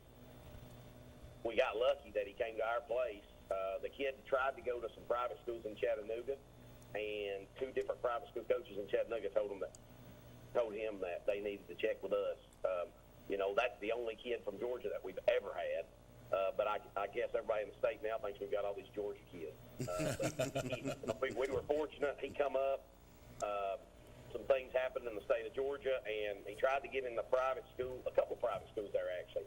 And he was a 1-semester guy that was graduating at Christmas, and fortunately for us, they had a deal at the private school of you have to be there 2 semesters, and so both of the 2 different coaches over there both told him, hey, you need to call South Pittsburgh, you need to try to go down there. So called the school, and he ended up playing for us that year. But I'm pretty confident we've had 1 kid from Georgia. And we lose more kids to the state of Alabama than we actually gain. I had a kid 2 years ago. We won a state championship in '23, and a kid started for me as a freshman and a sophomore. And after his sophomore year, he transferred across the state line to a school in Alabama and played for them the last 2 years. Wow. So we actually lose more than we gain. We every now and then you'll have a family from there, but winning breeds winning, and people want to win. That's right. And I tell everybody, our program recruits itself just like Alcoa's program recruits itself, and Anderson County's program recruits itself, and Exactly. Greenville's program recruits itself. Good programs recruit themselves. I mean, kids gravitate to each other. It's just that's kind of where we're at right now, and it can get irritating at times. I told somebody the other day, I said, nobody talked about those 5 starters that transferred out of my program last year. So we were state runner-up, we had 5 starters transfer out. Nobody talks about that. Wow. But, that's just, especially now in today's time with the way college is and NIL, and, I mean, you're going to gain some and you're going to lose some. Right. That's just kind of the hand we're dealt. Well, I'm glad you clarified that, because we're in Oak Ridge, Tennessee. You play the Cofields of the world, the Oliver Springs of the world, like you did tonight, and those rumors spread rampant right around this way. Yeah. So and I'm glad you was able to call and clarify that. So that's pretty good, and you're right. And I've been the one arguing on social media and out in the public about these schools are not recruiting. They're good schools. People are going to go to them. You don't have to recruit when you're good. So you have that luxury. It must be nice. Yeah, well, it's like I've told a couple people, it's a farce. It's kind of, it can be insulting at times, honestly. I mean, do you really think I'm out here, I'm really calling these people up, you know? And I tell everybody the same thing, you know, to put it bluntly. I'm like, oh, if I'm doing that, okay, well send it. Go ahead and turn me in, because that's just not the fact. Right. You know, like I said, good programs recruit themselves. I remember within the last 10 years, Greenback in 1A, man, they had kids coming in, you know, because they were winning. You know, and yes. people wanted to be a part of it. Other kids wanted to be a part of it. You know, I mean, different people have that. You know, I mean, it's, you know, but the reality is, there's nothing illegal, you know, about people wanting to come. And like I said, now with the way they've got that one-time transfer rule, who knows? You know how it's going to. I don't know. Right. Turning back to football, what about Clay County? Well, I was looking at your schedule. Y'all didn't play this year, but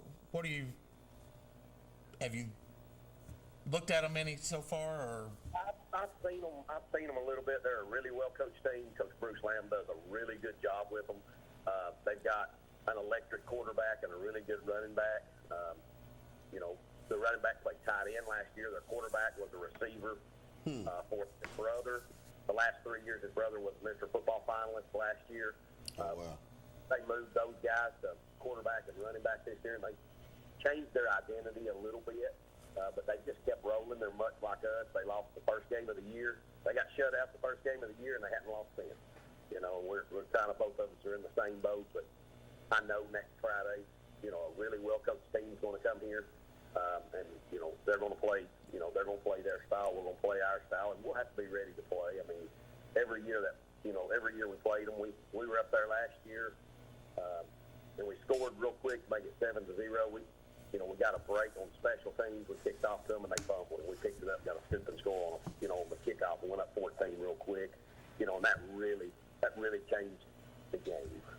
You know, so we got some breaks. So, like I said, we got to get healthy and get ready to go again. That's their schedule. So, Coach, how many belts do you take to the game? Do what now? How many belts do you take to the ball games? You have to repeat that. How many what? Belts, B-E-L-T-S. All the spankings you've been given. You've been given a lot of spankings over this year. I didn't know what you were talking about, because we don't. You have to forgive him. In our pants anymore. We got to just pull up pants. I got rid of the belts from the pants last time. Kids don't want to wear them. I was just looking at some of your scores, and it definitely looks like you bring belts to the game to put a spanking on them. So, man, that's phenomenal. We've got a lot of talented players, man. Any coach that tells you that, you know, that players don't make the difference, they do. Oh, you know? yeah. I mean, I remember players make you a better coach, and you know, average players make you an average coach. You know, I mean, that's just the way it goes. You had a younger team last year, correct? Mm-hmm. We had lost our 23 state championship team. We had graduated 18 of the 22 starters. Yeah. And then out of the 4 starters I had returning last year, one of those was the kid I told you that transferred out to an Alabama school. So we only had 3 kids coming back last year. So it was just, you know, we weren't very good early. We just, you know, weren't. But over the course of the 3 months of the season, by the time the playoffs got here, you know, we were much better. You know, we weren't where we needed to be, obviously, but you know, it was a productive season in the end. But we were very young last year, to say the least. Which means that that's bad news for everybody else for the next 3 years. Well, not only that, I know he has a freshman class in there of some super talented athletes. Really? Yeah, I know he does. We've got a good freshman class. You know, we've got a really good senior class. You know, it's, you know, our senior class is, you know, led by Jamichael Buckner and Logan Fisk and J.R. Hardrick. Those guys, several of those guys are 4-year starters for us. You know, those guys, Jordan McClendon's a 3-year starter for me. You know, we've got about 5 guys. Alex Phillips is a 3-year starter. I think I've got 5 or maybe even 6 seniors that are either a 3 or 4-year starter. And those things, you know, their senior year, those things have a way of catching up, you know. You know, we've got a really good junior class. our junior class has got Dayon Cooper in it, Brandon Goldsmith, Martavius Smith. We've got some really good. Kamaji Harris, Caden Baker's our leading tackler on our team with over 100 tackles this year. Wow. So we've got a really good junior class as well. We've got some good sophomores, and then we've got an extremely large freshman class that's always been really successful. I'm excited about them. They were always, from the time they were little, they were coached all the way up by some guys here locally, some friends, and those guys did a really good job bringing them up, through the years. They won when they were in Little League. They won big when they were in middle school, and now they're all freshmen for us. So we're really excited about that class. Yeah, some of those guys I got to play in the Battle in Rocky Top when they was 5 years old. Only team we lost to, they came in first in that round robin, and we played at the Battle in Rocky Top, and we was second place, but definitely tremendous talent. And I've watched those kids over the years, following the parents. So I've watched those kids over the year grow, and they are just as phenomenal now as they was at 5 years old. Yeah, they like I said, they've been a joy to coach this year. We were able to play a full JV schedule. This year we had 8 games scheduled. One of them got canceled by the other team, but they got to play 7 JV games. And there's been a lot of games this year where a lot of those kids got to play some, some minutes at least in the second half of games. And there's been some games, a lot of games where when the second half come out, our starters were totally done.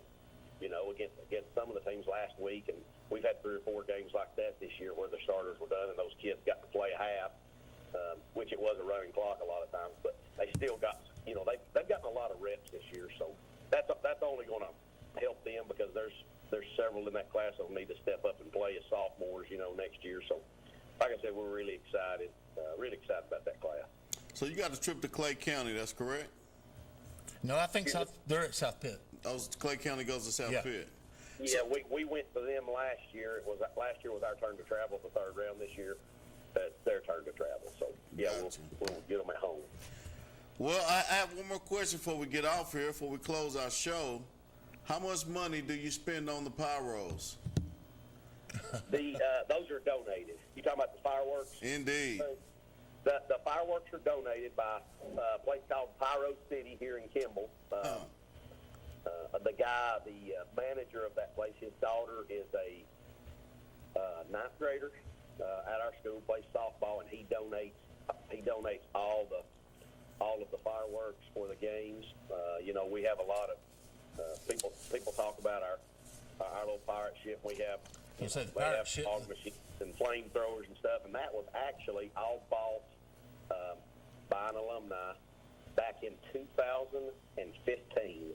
Wow. He bought all that stuff when his son was in school. His son graduated with my son that's on my staff now. They came up playing together, and he wanted to do something. He had an idea of, hey, let's build this little pirate ship. Let's have flame out of it, smoke, the whole thing. And that was kind of his idea. And obviously, when his son graduated in 2021, he donated all the stuff to the program. So luckily, we haven't had to replace him yet, so it's still there. We got some people, our mayor and some different people come out on Fridays. I don't have to do any of that. They come out during the day on Fridays for home games. They set everything up, put all the flags out, get that stuff ready. And, like I said early in the show, it's not about me. It's about us here. It's a great community, and everybody in the community's bought in. Everybody's all about the Pirates on Friday night, so it's, it takes everybody. The old saying, sometimes it takes a village, that's what we've got. Well, your village travels well, too. Yeah, they do. They travel well.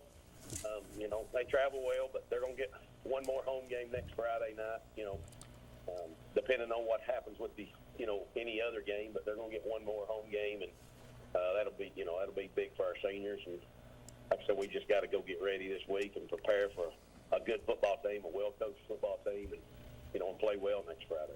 Well, as a Coalfield grad, I hope to see you at Coalfield in 2 weeks. Well, if we're there, then that means we won next Friday, so that'd be okay. When you get to this time of the year, it's just survive and advance. And you really don't care who you're playing as long as you're getting to play again. You know, we've got a saying here with our kids.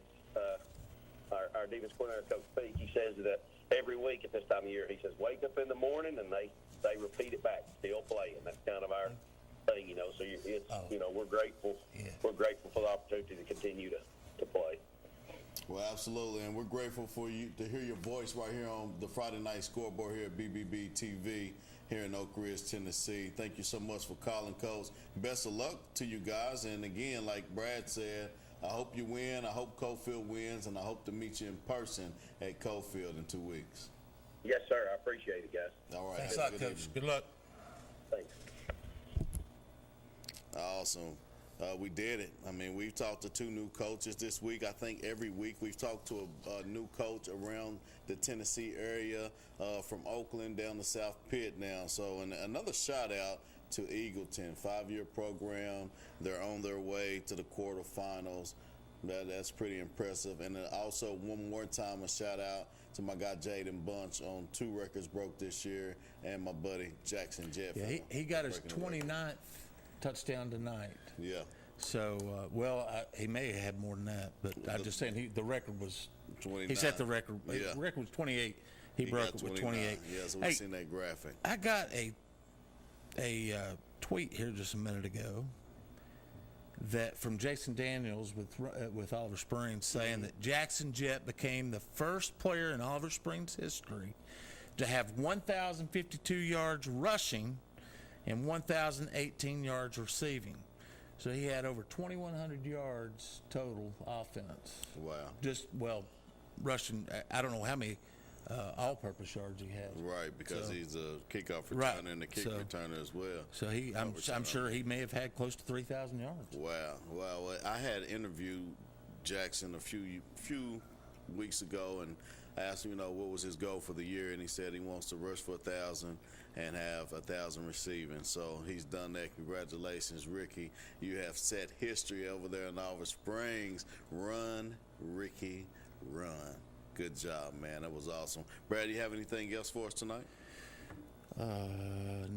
No, not at the moment. I'm still filling out this bracket here. Brad's still filling out the bracket. Let's try to get a hold of Coach Lane. Well, we're going to take a small commercial break. We're going to see if we can get a hold of Coach Kevin Lane over there at Central as he gets prepared to play another round of the Battle at Oak Ridge.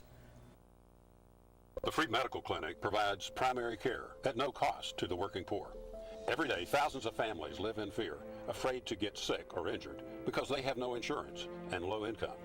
But FMC removes that fear. We help people get back to work, back to school, and back on their feet, keeping our families healthy and our economy moving forward.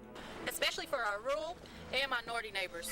With a full suite of services, top-tier medical professionals, FMC is redefining what healthcare looks like for the underserved. For more information, go to fmcor.org.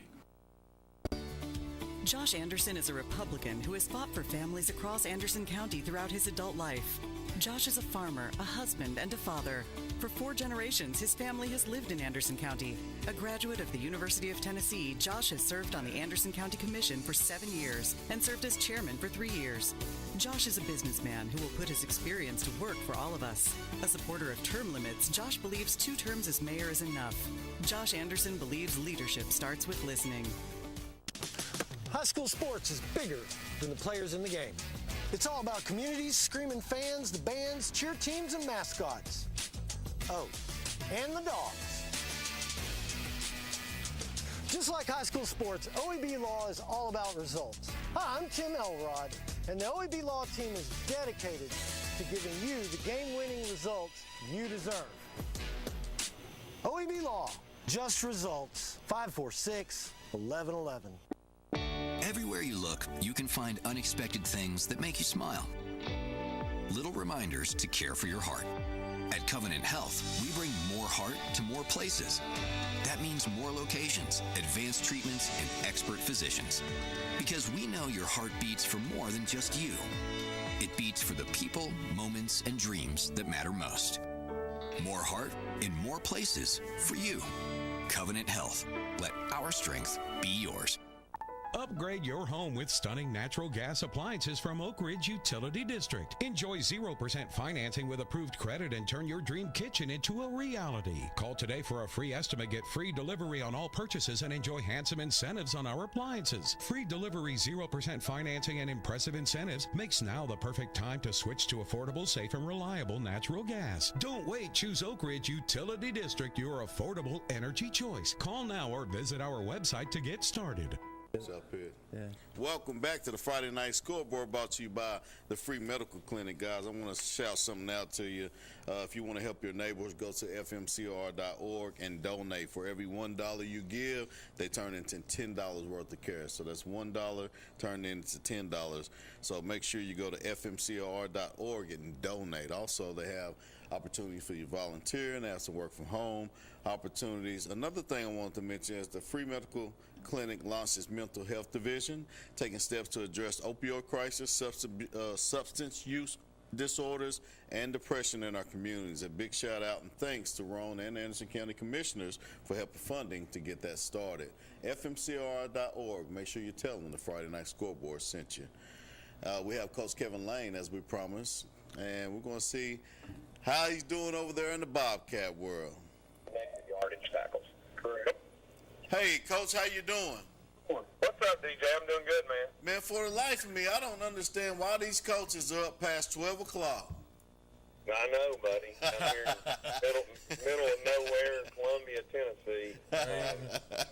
Congratulations on your better victory. riding home after winning, though, I can tell you that. I bet. Absolutely, Coach. Congratulations on that win. You're bringing it back home. Home game versus Halls, a rematch of the Battle of the Black Oak Ridge.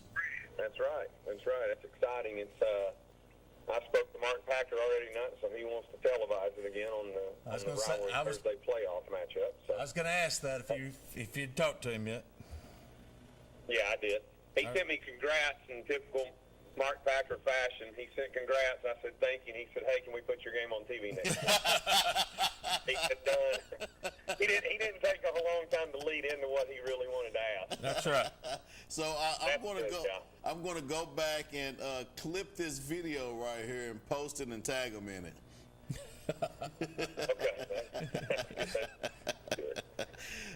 Coach, tell me, what led to your victory tonight? What was your takeaways? Tonight actually we played against a really tough opponent, big physical guys up front, unbelievable mobile quarterback. I mean, that kid was unbelievable. I want to say this about him.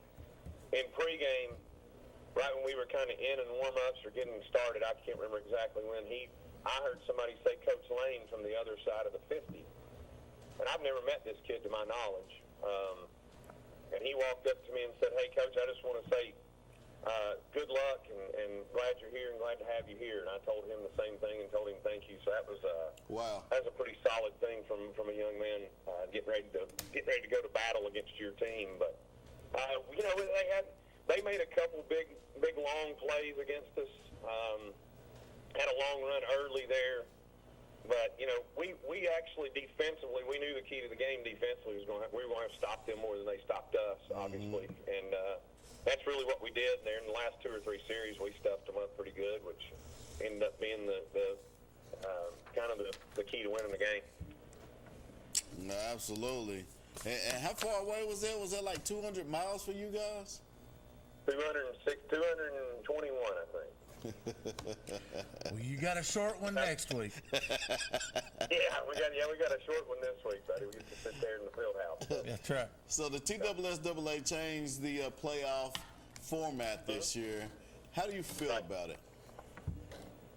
Honestly, it's I know this is a long trip, but I mean it's a good experience for our kids. I mean, obviously there's some kids that are probably never been over on this side on the state of Tennessee. I'd never been to Columbia Central. I'd never been to Columbia, Tennessee. So we took it as a kind of a time to let's have fun with this trip and let's stop in Cookeville, and we did our walk through at Tennessee Tech today, and then we went over to Texas Roadhouse and they fed us, and then we got back on the bus and headed to Columbia Central and to go out there and play a game. So I like it. I mean, otherwise had they not changed it, we would have probably been playing Halls tonight.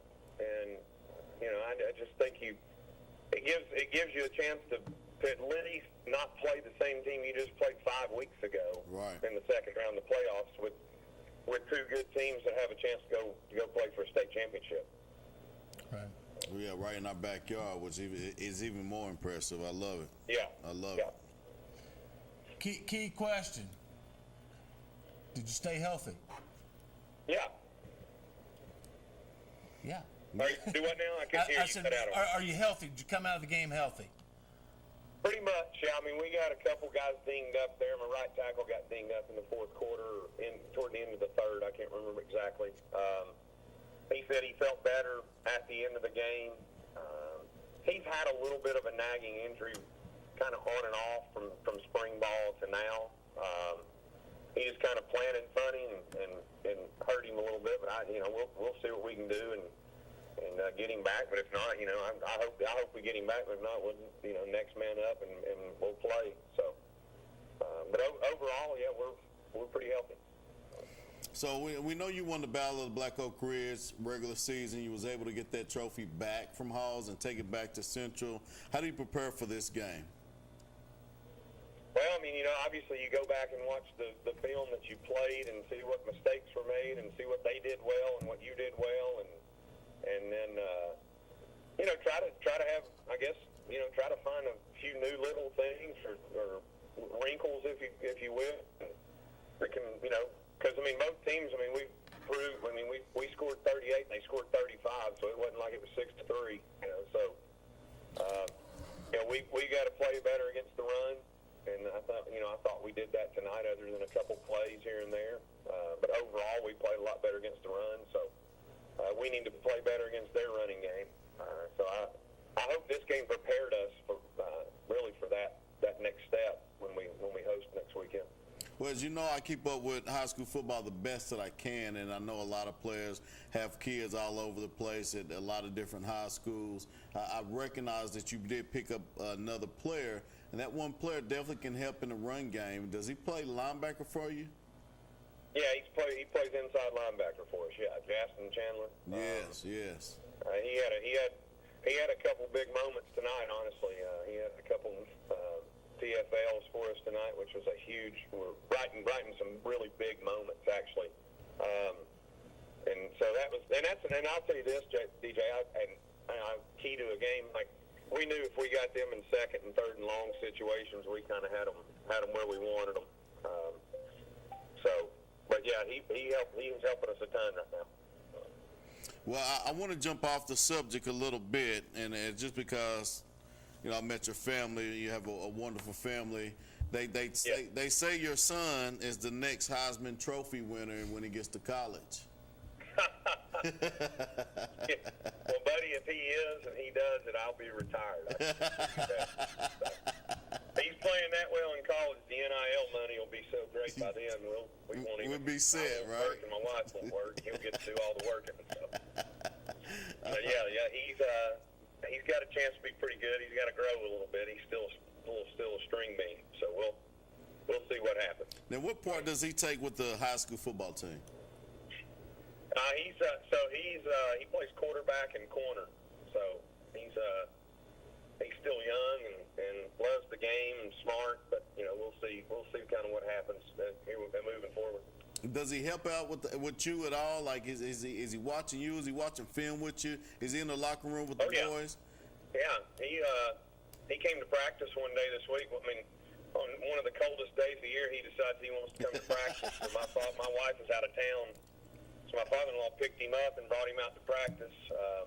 But he's been there the last few times. He enjoys it. They come to most all the games. He helps Dave Weiniger, our ball boy. When we kick field goals on that end of the field, he helps him get the balls and stuff like that. So, yeah, he's around. He pays attention to it, yeah. Absolutely. Well, you're prepping them, Coach. Brad, you have anything for Coach Lane before we get off here? I don't think so.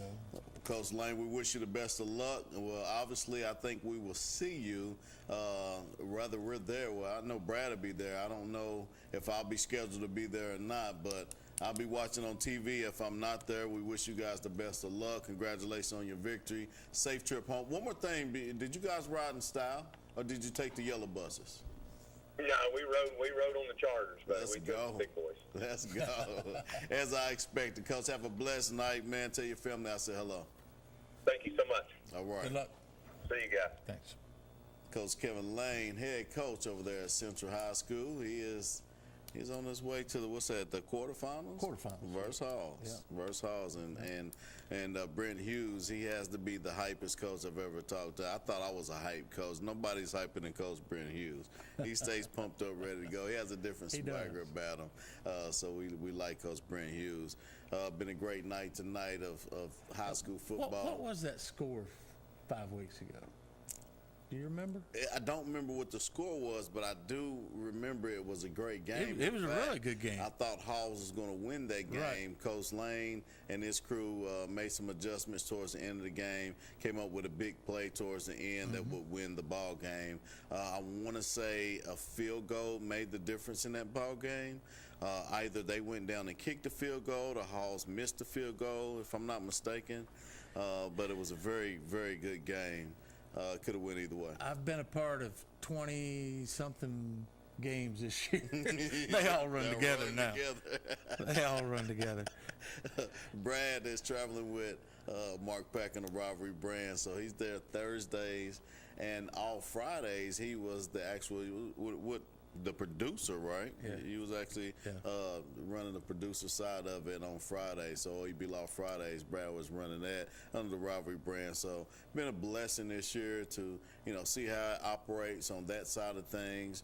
Be on TV at WKNX, the Knox, WBR Plus, and all the streaming opportunities that you have to watch the game. So it's been a great learning experience for myself, and I know Brad as well. And we're going to continue to grow. We want you guys to keep pouring into BBB Communications. 38-35, so it was a three-point game? It was, yeah. Yeah, it was. So I don't remember if what I know was a field goal. I don't remember if Central kicked the field goal to win the ball game or if Halls missed the field goal to tie it to take it to overtime, but I knew it was a field goal situation. I remember it was close. Yeah, it was a good game. Yeah, I was there. Well, but the rematch is just as good. Yeah, me too. It should be. If that Chandler guy, but they have a Chandler now on both sides, so we'll see how that goes. D1 prospect at the wide receiver, and then they just got. I'm gonna say his first name wrong, so I'm just gonna say Chandler, who was playing for Bearden. He's been at Bearden for a while. He was there at the Josh Jones era. He stayed at the Josh Jones era, and obviously they've made a move because now, 6, 7, 8 weeks in the season, he has transferred over to Central, and he's playing for Central now. So that was in season. 1 week he was playing for Bearden, and like a week went by, and now he's playing for Central. They've got a heck of a quarterback too. Cade Long. Yep. Cade Long. Yeah, really good. So Kevin Lane does a good job. He has a great coaching staff over there, and Kevin Lane's family is real good too. So it was great meeting those folks. I've really been blessed, Brad, and I like to contribute. God first, but you give me an opportunity, right, to come in and do a show after being a co-host with Coach Kwayu Graham on Graham's Gridiron Guidance. You gave me an opportunity to have my own show, and that's opened up the floodgates for me to be able to travel and do things for OEB Law, hanging out with Packer and the guys. So I really thank you, and I tell you I love you all the time, and I mean that genuinely, you and CJ. So I appreciate it. We love you too. Yeah, I appreciate it. Appreciate it. Did Mike Hendricks call in tonight? I didn't talk to Mike Hendricks. Mike Hendricks, where you at? Where you at? We're calling you out. You didn't call us. I know you're watching, and we appreciate your support. Yeah, me too. We appreciate your support. But no, he did. Mr. Hendricks didn't call in. Dang, what does he say his nickname is? I don't forgot. But we missed you tonight. But we've had a steady night. College football. Do you have a favorite team in college? Well, my alma mater. UT. Yeah. Did you play in a band? No. No, but I played in class. Took me a while to get through. Did you do communications at UT? I did. And you graduated with? a BS in communications with emphasis in broadcast production. Nice. And it's brought you to where you are today. It has. If you could change anything, what would it be? Not a thing. Not a thing. Not a thing. Not a thing. Nope. I've enjoyed what I've done, or I wouldn't still be here. Next year, the rivalry brand is going to expand again. They're going to do more things. Do you see yourself getting back into the field of your roots, your Cofields, your Midways, your Oliver Springs, your Harrimans? Well, I would like to do that. The problem we're running into is so many places do their own games now. Yeah. And being that we're not over the air, and so many people are cutting cords and jumping off cable, that just leaves us internet, and so it waters down the pipeline. So, and being with the rivalry brand, we're able to, see more people. Just think of all the people you've met this year because of us expanding on Friday. Absolutely. Plus, we won the night a couple of times. Yeah. We actually had the #1 program in Knoxville when we did Sevier County and Grace. Yeah. And then we had the #2. I think it was the Gibbs game. We were #2 behind the World Series. Behind the World Series. Yeah. So we had some viewers this year. Yeah. I know, it wasn't always local, and I did try to get some. We did do some games over here, not like I would like, but we were able to do, Harriman, Rockwood, Oak Ridge, Anderson County. Yeah. And of course I'd love to do a Cofield game. Right. I remember Mark Packer saying it's hard to do a Cofield game because it's going to be a blowout and they're going to lose viewership. Yeah, and that's just it. It was, and I've told Benson this. I said, the only games we could have done this year that weren't lopsided was one of the first 2 games, which was against Gordonsville, which should not have been a loss. It should have been a no contest. However, think communication-wise, it was reported as a loss to the state, so that's what it went down as. But it was a 3-point game with 11 minutes, I think, to go in the ball game when they had the lightning delay. And so, I don't consider it because they had just scored to take the lead. Right. Cofield had the lead most of the game. Most of the game, yeah. Yeah. So, and Gordonsville's 11-0, 12-0. Well, how many games they played now? 12? Yeah, 12-0. Yeah. In 2A. Exactly. So, and then they lost a tough one to Stone Memorial. They led big against Stone, and just the numbers playing a 4A school, they have more bodies. Right. And not Stay playing fresh. both ways. Right. And it's a totally game. Not everybody playing both ways. Right. So and they were able to come back just because they were just gassed. Right. But and both those games were away, right? No, they were both at Cofield. They was both at Cofield. Yep. Which means they're both away next year. Yeah. When you're losing 12 seniors. Oh, wait. But Cofield's Cofield, man. Cofield is like, they rejuvenate like, you cut a snake's tail, it's going to regrow. And Cofield has proven over the years that you can cut a snake's tail and it's going to regrow. Yeah, I agree. Yeah. I agree. Yeah. And they've got a good coaching staff. Hopefully one day we'll get over that hump and knock off South Pitt. South Pitt. The one year we made it to the state championship game, South Pitt didn't make it to the semifinals. We played Monterey at Tennessee Tech because that's when Monterey was rebuilding their school. So they played all their games at Tech. and I think we won 42 to something, nothing. So it was a lopsided game, just like South Pitt was against us. Right. And then of course we lost to Union City in the championship game. But silver ball, that's nice. Absolutely.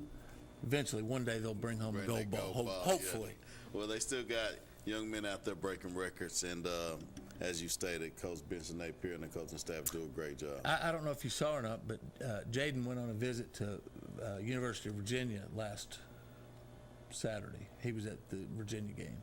Really? Yep. For football? Yep. Really? Yep. So. And he's a humble kid. Yeah, and I just hate that it's this late in his career that he's finally getting a little notice. Yeah. That is definitely the downside of single A football. Yeah, I remember talking to Ted McKinney and Parker McKinney, and South Carolina had him #1 quarterback on the board, but wouldn't give him a scholarship because he was coming from a small school, and they was afraid that he wasn't going to be able to transition to a bigger environment. Right. And they weren't going to spend that money on him to do Right. that. But the #1 quarterback on their recruiting list. And he only goes down as the best quarterback that Eastern Kentucky has ever had. After being 4th string quarterback. Right. So, I mean, he went in and he holds every record at Eastern Kentucky. Exactly. Yeah. Straight out of Cofield. Yep. Straight out of Cofield. Now, Jaden holds all the records at Cofield.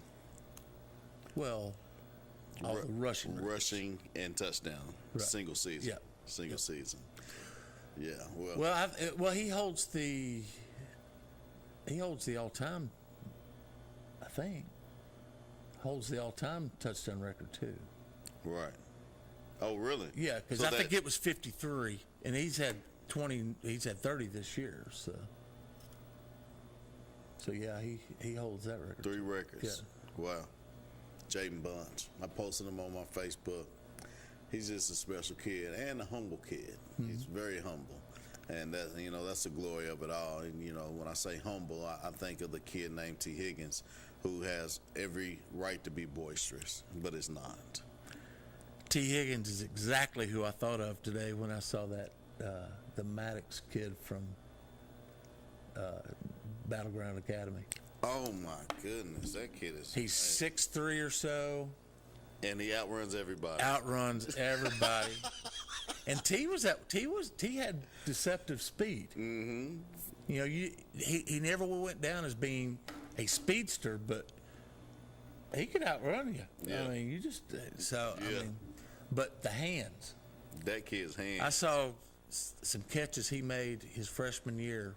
I was cutting highlights with Coach Gaddis, and it was a JV game, I think, and I said, "Who is that kid?" And he said, "That's T. Higgins." He said, "He's going to be." I said, "He ain't going to be. He is good."